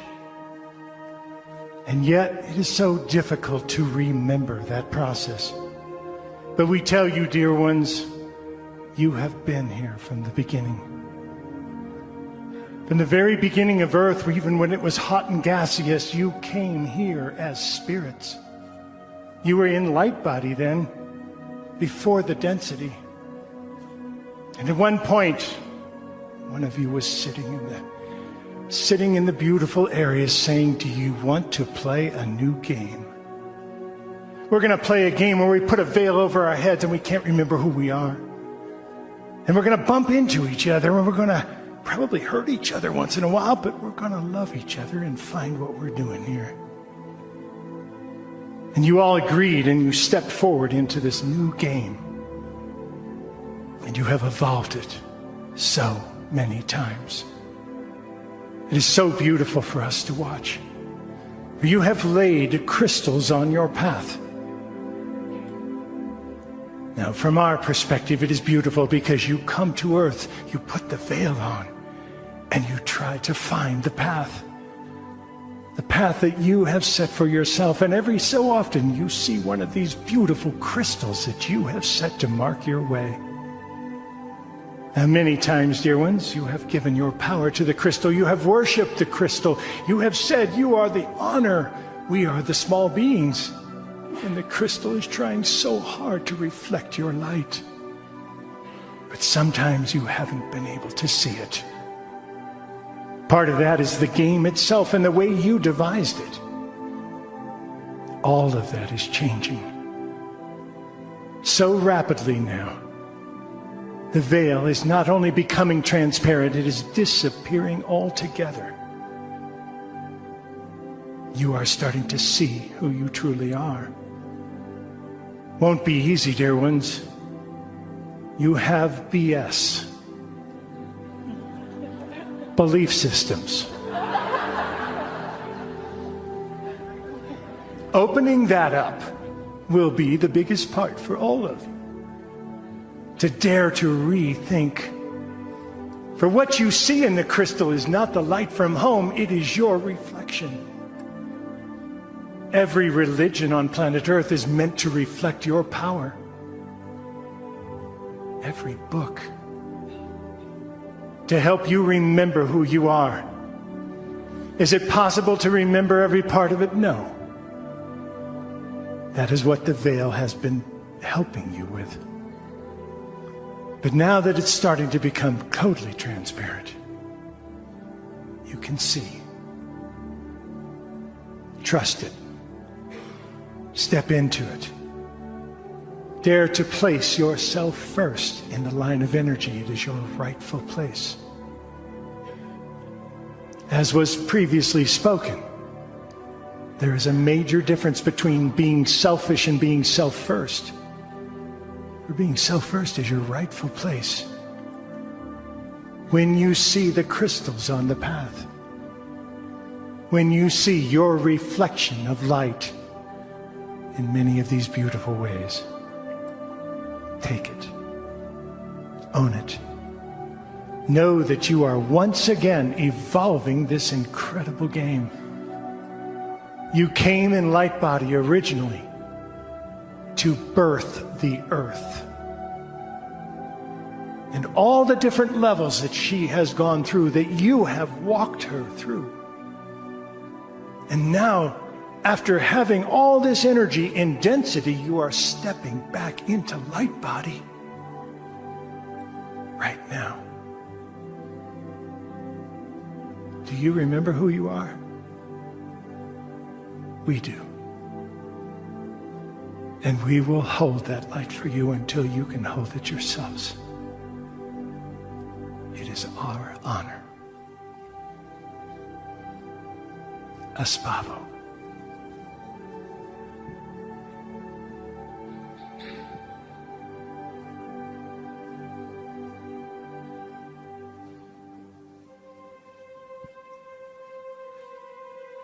Greetings, dear ones. I'm Kryon of Magnetic Service.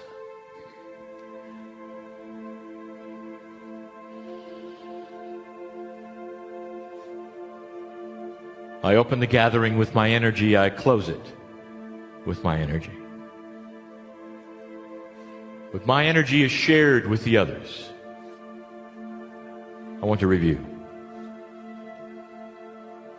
Sitting to my partner's left are teachers.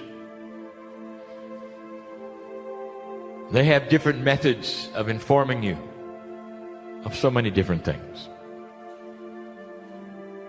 I want to get to the practical.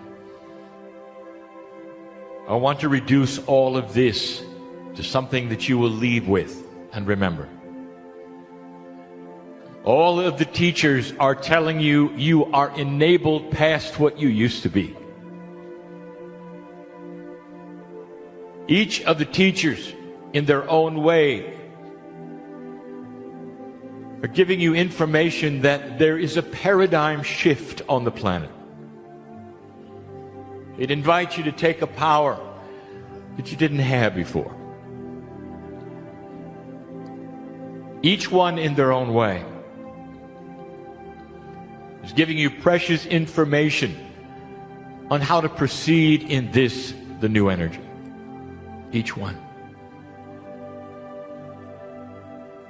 There is a confluence of energy, of sameness of message that says you are magnificent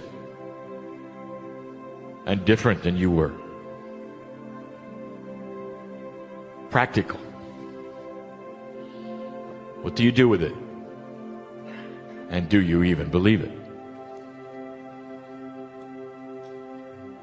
Dear ones, there are always those who would say it is a good message. I always feel good when I hear these things from the teachers of this age. And yet some of you will say, and yet I don't know what to do next. And there are some listening to this right now who don't believe it. They say it is flowery, it is good, the intention is there, and they say there is no substance, for there is no way I can believe this. Look at the world, they say, and what is going on. As they tune into their media anywhere on the planet, they will see the strife right now that is different. Frightening it is. And they will say, this does not reflect what the teachers have said this day. There is no light, they will say. There is no comfort or joy or celebration or hope, they will say. I'm going to tell you again what I said. If you buy into that, my dear friend, you are taking on exactly what the enemy of darkness would have you do. They want to rip away the belief that there will be hope, that there is hope, that there is light. Practical.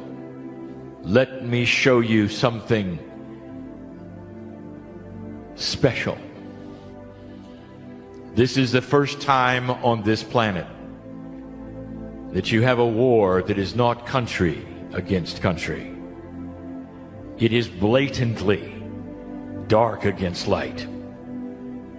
It was predicted that in this time the darkness would raise its head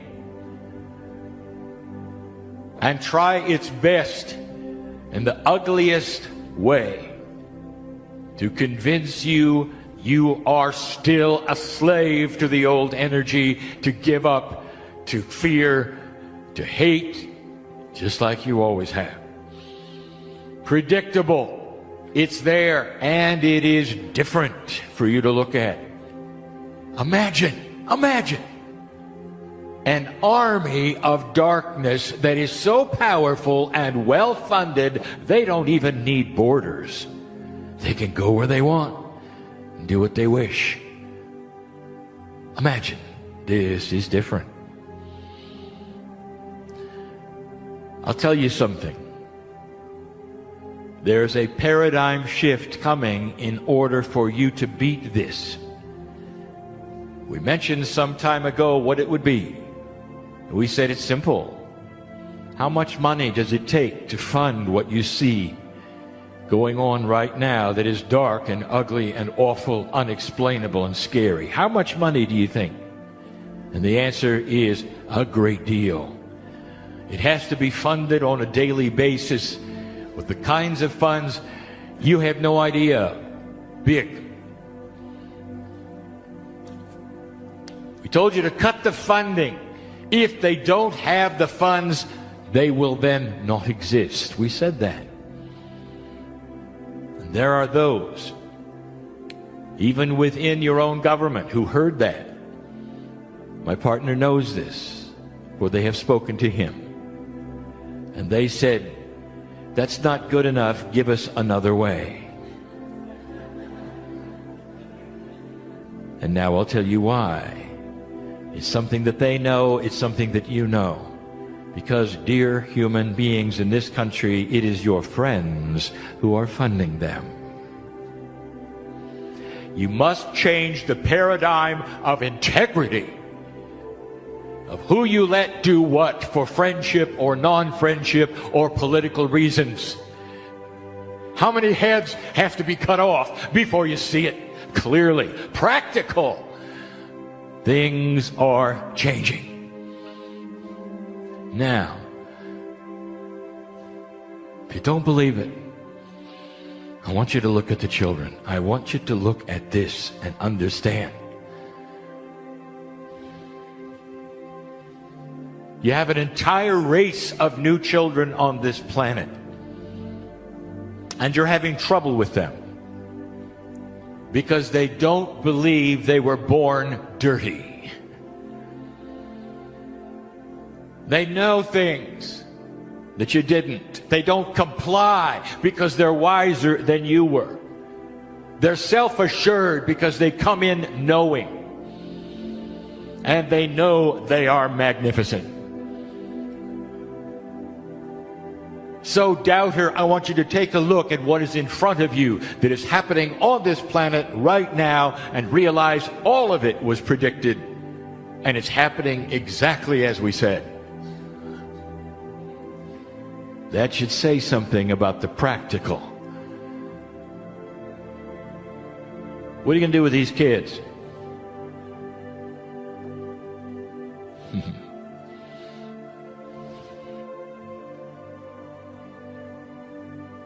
BS.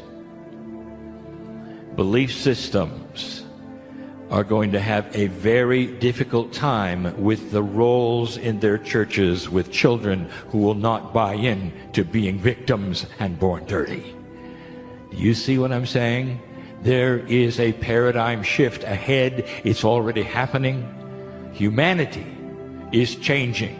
The consciousness that is coming in is changing, and every teacher on this platform has their own way of saying, get ready for it. Here are the things that you can do. Don't despair. Practical. What are you going to do when you go home? How are you going to digest all of this information from all of them? And I will tell you this, dear ones, you don't have to digest the minutia. I want you to know this. Do not despair. All of them have one message. You are magnificent. And you're going to win. Light is active. Dark is not. If you turn on the light, the darkness cannot exist. We've said it for 25 years. Now, more than any time, we say you need to believe it. That's practical. I want you to go home comforted in your heart that all is in your hands, dear ones, in a way that is beautiful and benevolent and very doable. That's the message they have. Everyone. Every single one. This is why we love you the way we do. Leave differently than you came. practical. And so it is. Greetings, dear ones. I'm Kryon of Magnetic Service.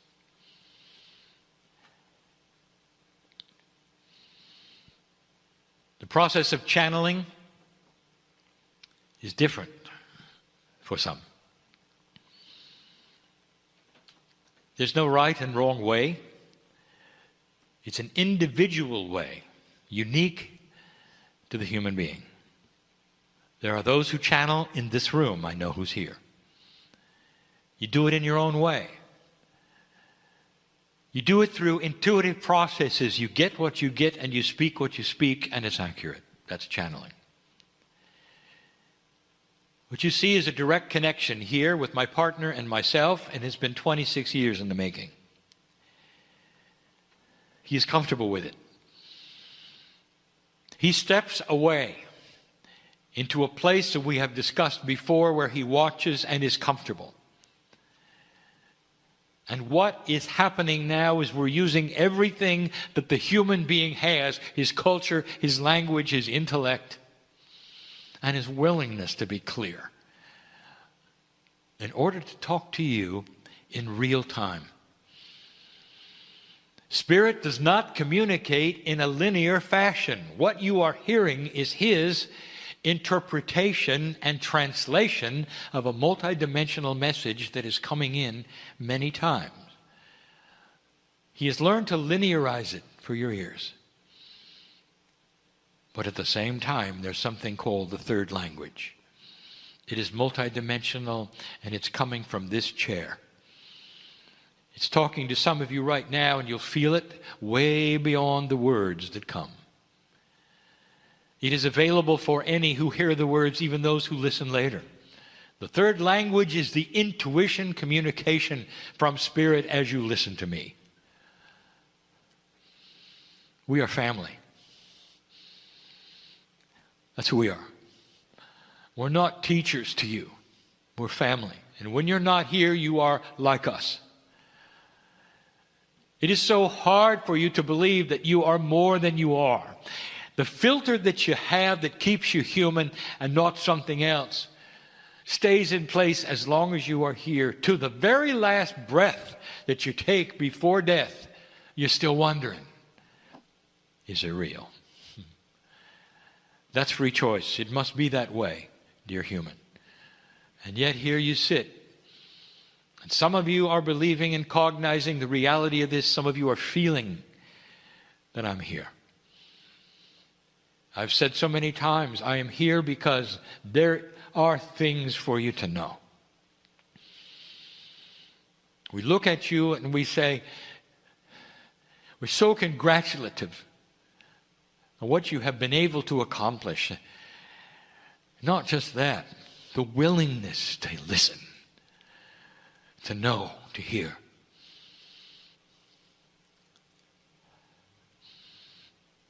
There are some who are here and who tune into this because you're in trouble.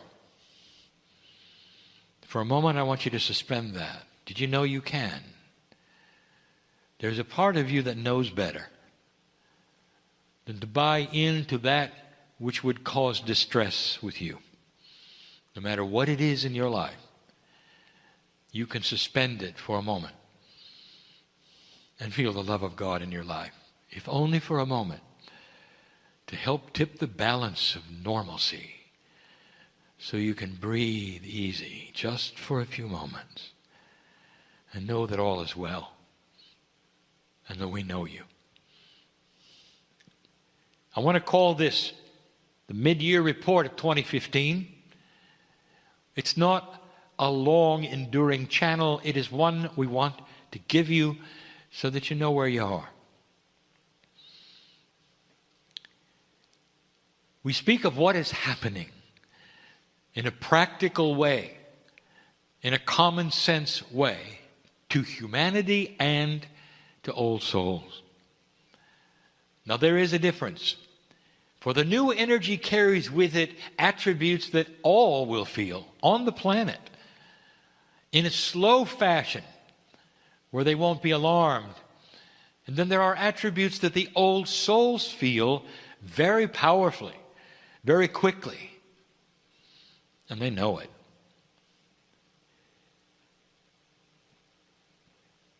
With a change in the way you think. We talk about the mental attributes of consciousness. And we say you are starting to think differently. This is a difficult one because really, truly, it involves consciousness. If you take a look around the planet and see some of the things that are happening, there are different kinds of consciousness. People are starting to think different, to get together and act differently because there is a mental difference. You can't put your finger on it, and sociologists have not even seen it yet for what it is. There's a softening going on. There are those who will start to understand that they don't have to sit in a certain kind of box anymore, and it's okay to be more expansive, perhaps to think out of the box, maybe to include others more. You can see it in religion. You may actually see it in politics. These are human beings, regular human beings, who are being affected by an energy that is coming at you, and we told you it would be here. Now, in order for you to understand what we're talking about, we have to review. Some time ago, we talked to you about being in a new area of space. Your solar system, as it moves around the center of the galaxy, is entering a different kind of space that has a different energy in it. Ask an astrologer and an astronomer, for they both understand the ramifications of this. An astronomer will tell you it may actually affect the heliosphere of the sun. This then affects that which is your magnetic grid, which affects you. This has been the teaching of Kryon since the beginning. I am the magnetic master, and there's a reason for the name. Therefore, there may be different thinking. It's right on schedule, dear ones, and we said this before, and many of you are starting to see it and feel it. Is it possible that Earth and the solar system is moving into a different kind or area of space with an energy you haven't seen before that literally is on target, on track, timed properly, on purpose, in case you had passed that marker of 2012? You needed it. And you're here, and you do, and it is. You're thinking differently. What is the most linear, unstoppable force that is the same that you can think of, that is the hardest thing to change? And you would say, well, from what we have seen, it has to be religion on the planet. The sources of it is old. The belief system has never changed. It is creating problem after problem because there is no willingness to change. And it's changing. You're going to see it, dear ones, in almost all of the boxes you call religion. But one of the biggest has a pope. We told you about it. We celebrated it. Before it happened, we told you you would have a new pope. We told you what he was going to do. At that point in time, you all thought the old one would die. What a paradigm change. It's called a wild card.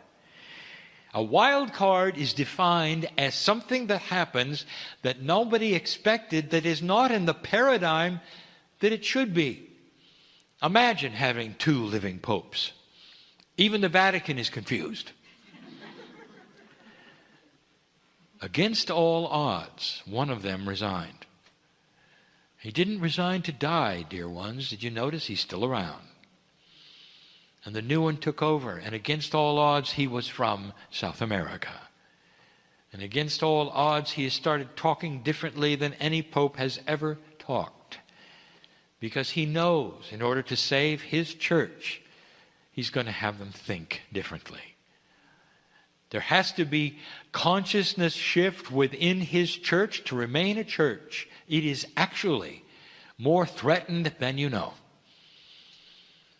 There will be more like Him who understand these kinds of things.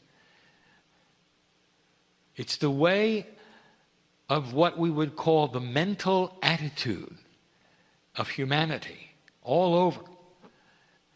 You're reaching out for things you never reached out for before. The majority on the planet right now want peace on earth. It's the minority who don't care. We'll talk about that more in a moment. Where are you at this point in time? You're in year 2. We told you this before, dear ones, that this new energy was measured from 2014. 2013 didn't count. You were too busy with recalibrating yourself. And we were there for it. 2014 was year 1. This is year 2. How are you doing? Have you talked to a 2-year-old lately? How are you doing? You are beginning, and you're doing well. What are the biggest issues that you are getting through? Fear. That's the first one. And you're doing it well. Against all odds, you're seeing what is in front of you, and you're starting to realize and recognize this is why you're alive. Old soul, this is what you waited for. And even though it might be tough going, it's finally here. It's here. Now, how do you use it? How do you recognize it? What does it mean? Can I say something to all of you at this time in your planet's history? Relax. These things are going to start becoming clear as you go. Part of the mental realignment, or what we will call the evolution of the consciousness of all those on earth, is that they're going to start wanting to have their spirituality make sense, instead of just following the rules of their parents. It's going to have to make sense. You're going to see some major spiritual groups be exposed. You're going to start seeing those who make a difference, making a difference in a different way. You're going to see some awakenings within the church, even all churches, when they start seeing that which is the basis of their attendance, which would be those in priesthoods, dwindle, because it's not making sense. That's when they will start changing things. Others will have a resurgence. And the difference is this: look for compassionate spiritual systems to increase. If it has compassion and the love is obviously there, it's going to increase. Don't make the mistake of linking it perhaps to a master or somebody from the past. I'm not talking about that. If there's compassion and there is love, it will increase. It's a new paradigm.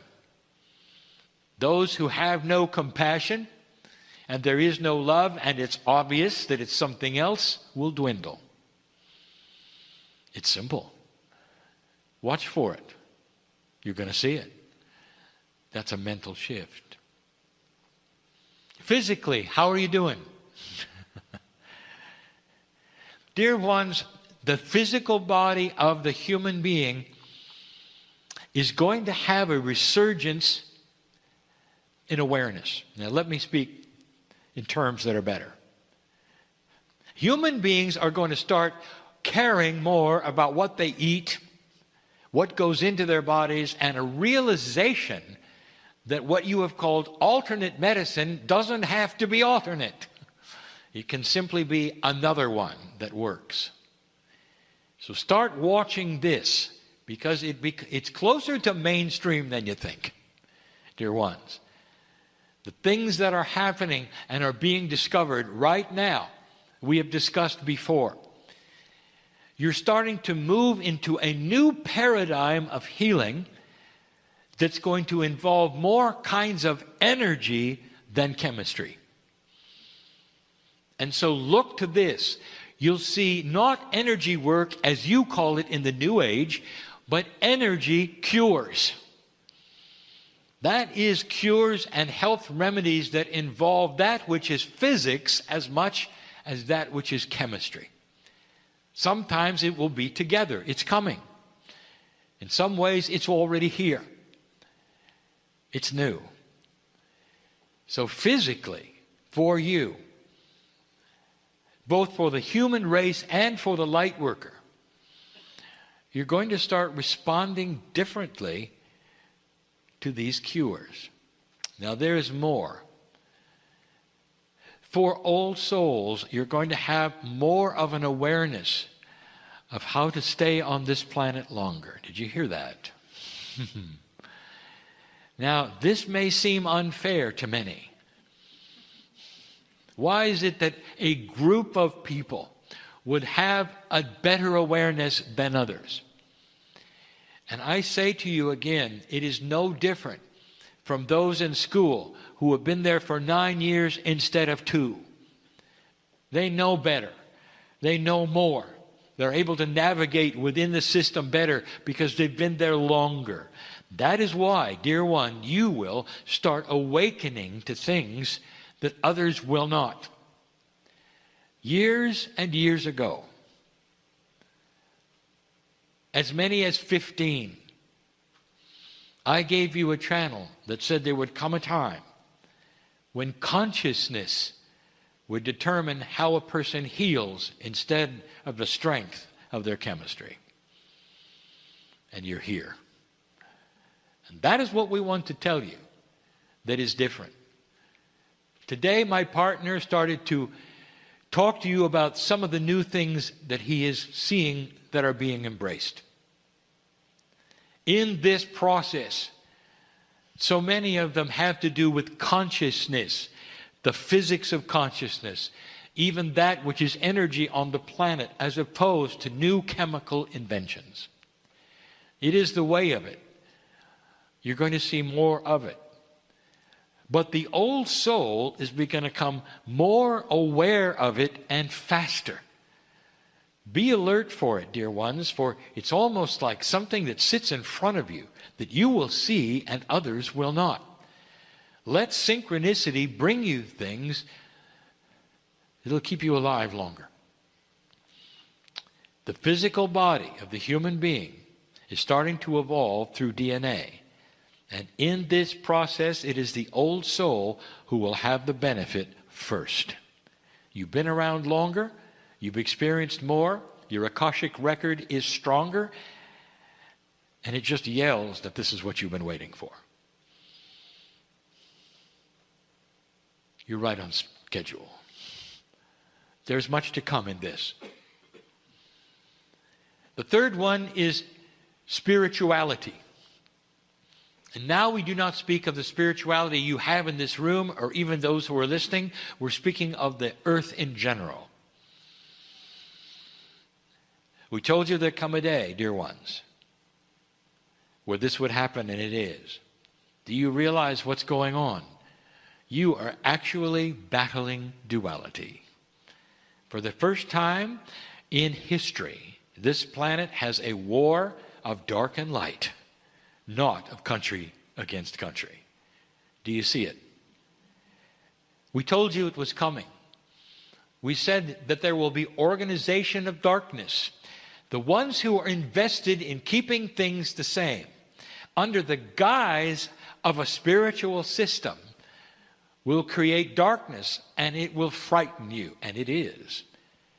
We've also given that which is information as a review, that the fear that they want to develop, they know, will stop you if you let it. That's all they have. You're doing well, for you're seeing it for what it is. There are some who are afraid, indeed. But the old soul has seen it before. And the old soul knows that it cannot harm them, because light will eventually win. What you see going on right now is very interesting, and let me tell you and paint a picture. Isn't it interesting to you that such a force could be gathered so quickly and move into so many areas, and the governments are not doing anything about it? This is because you're looking at a paradigm that has caught them all by surprise. They're used to fighting languages and countries and ideologies, not that which is dark. They're having a difficult time even agreeing that it's a problem because they think it'll go away, and it won't. It's going to get worse before it gets better. There will come a tipping point where they'll all understand it finally and join together, and it will be the consciousness of the planet against a few. They won't have a chance. But not right now. So I use what you're seeing on TV right now as proof that these words are accurate and true. Your governments have never seen anything like it. Therefore, they have a tendency to discount it. They have a tendency to say it's going away, it's a fad, it's a flash in the pan. It isn't. It's new. It's the darkest thing you can imagine, and it's able to recruit from anywhere. Because darkness is anywhere you want to look. Dear ones, by free choice, you have those who think this way everywhere in any walk of light, any walk of life. The light really doesn't matter. They could be in a place that is well lighted spiritually, and they still, you don't even know it, will think in the dark. This is a challenge of duality. They will be attracted to the dark. This group will have no trouble pulling out recruits from the strangest places, even the church. Darkness will attract itself because darkness is having trouble with the light around it. Again, light is active, darkness is not. Therefore, light will win if it's turned on. It's not being turned on. It will. Do not concern yourself overly with what you see as far as your future. I say it again. It's right on schedule. And could I say this to you without giving away anything? Those that are your seed parents that you call the Pleiadians had the exact same thing happen. Every planet of free choice that moves past that marker where it starts to graduate has the exact same problem. A battle for the old ways, a battle for the dark. Isn't it obvious when you look at it? The dark and the light. Can you see compassion and love, and you can see the absence of it? It's becoming more defined for you, isn't it? That is because you're evolving.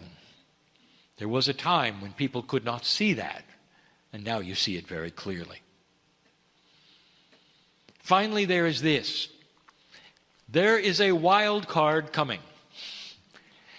All that we see that is the potential of the planet in the overview leads us to say this. And the wild card is not a bad one, any more than the last one you had, which was the fall of the Soviet Union. The wild card may actually be something that no one expects against a paradigm that nobody thought was there. It has to do with inventions. You're going to start getting some odd ones. They're not scheduled. But then again, none of them were that you received. Now let me back up. And I want you to follow me and connect the dots. Dear ones, the greatest inventions that humans have were all given to you when you needed them. You might say that inventions progress in a logical way. As you invent one technology, it leads to another and to another. You would be correct, mostly, but not with the wild cards. The last one you had that you were ready for was flight. It's not much more than 100 years old. You see that, do you not? And yet humans have been flying kites for thousands of years. They've been watching birds as long as birds existed. They have been looked to the skies and saying, I wish I could fly. And yet, something as simple as you know now about flight was so elusive. You got it all at once on the planet. You claim it as an American. An American inventor gave you flight. 2 bicycle makers figured it out. And the whole history never did. You only beat the French by 2 weeks. They were all working on it together. Dear ones, inventions are given to this planet when the consciousness is ready for them. The same was with radio. This was also given to you when you needed it. It was not a natural extension of another kind of invention. The same was with Tesla's alternating current. No one could ever think of that unless he was a master who had the knowledge before he came in. By the way, if you take a look at his life, he had much more to give you. And none of it stuck. When you see something like this, you have to know that inventions are something that you receive when you need it. There's another one coming. There's actually 3. I cannot tell you when, how, or where. I will tell you that you're right on schedule for another phase, another wild card to look forward to. A good one, dear ones, like the other ones have been. And it's time. When you see it, you'll know it. You'll say, against all odds, this is different.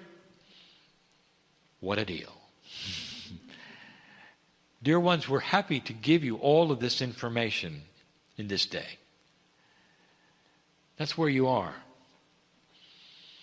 Other planets have been right where you are. There's no surprise. From our standpoint, as we look at you, there's no surprise in year 2. Growing up, identifying the new energies, getting rid of the bullies, growing up. Peace on earth is guaranteed if you continue. Peace on earth will be necessary for some inventions. And that's so you will not weaponize them. This is coming. Peace on earth is not the end, it's the beginning. It was for the Pleiadians as well. Peace on earth comes with consciousness that has wisdom. It is part of that which is the new human. Now, in summary, where are you? You're discovering a compassionate earth. The old souls are awakening to a new energy. The dark is fighting you because it's afraid of you. Your news and your media is old energy, and you know it. There are new kinds of media and news coming that you can turn to that are balanced for programs you want to watch instead of those that you are given to watch. All of these things are before you. Personally, dear ones, physically and mentally, you're in year 2. Can I tell you this? Loved beyond measure, we want you to stay. We don't want you to be frustrated.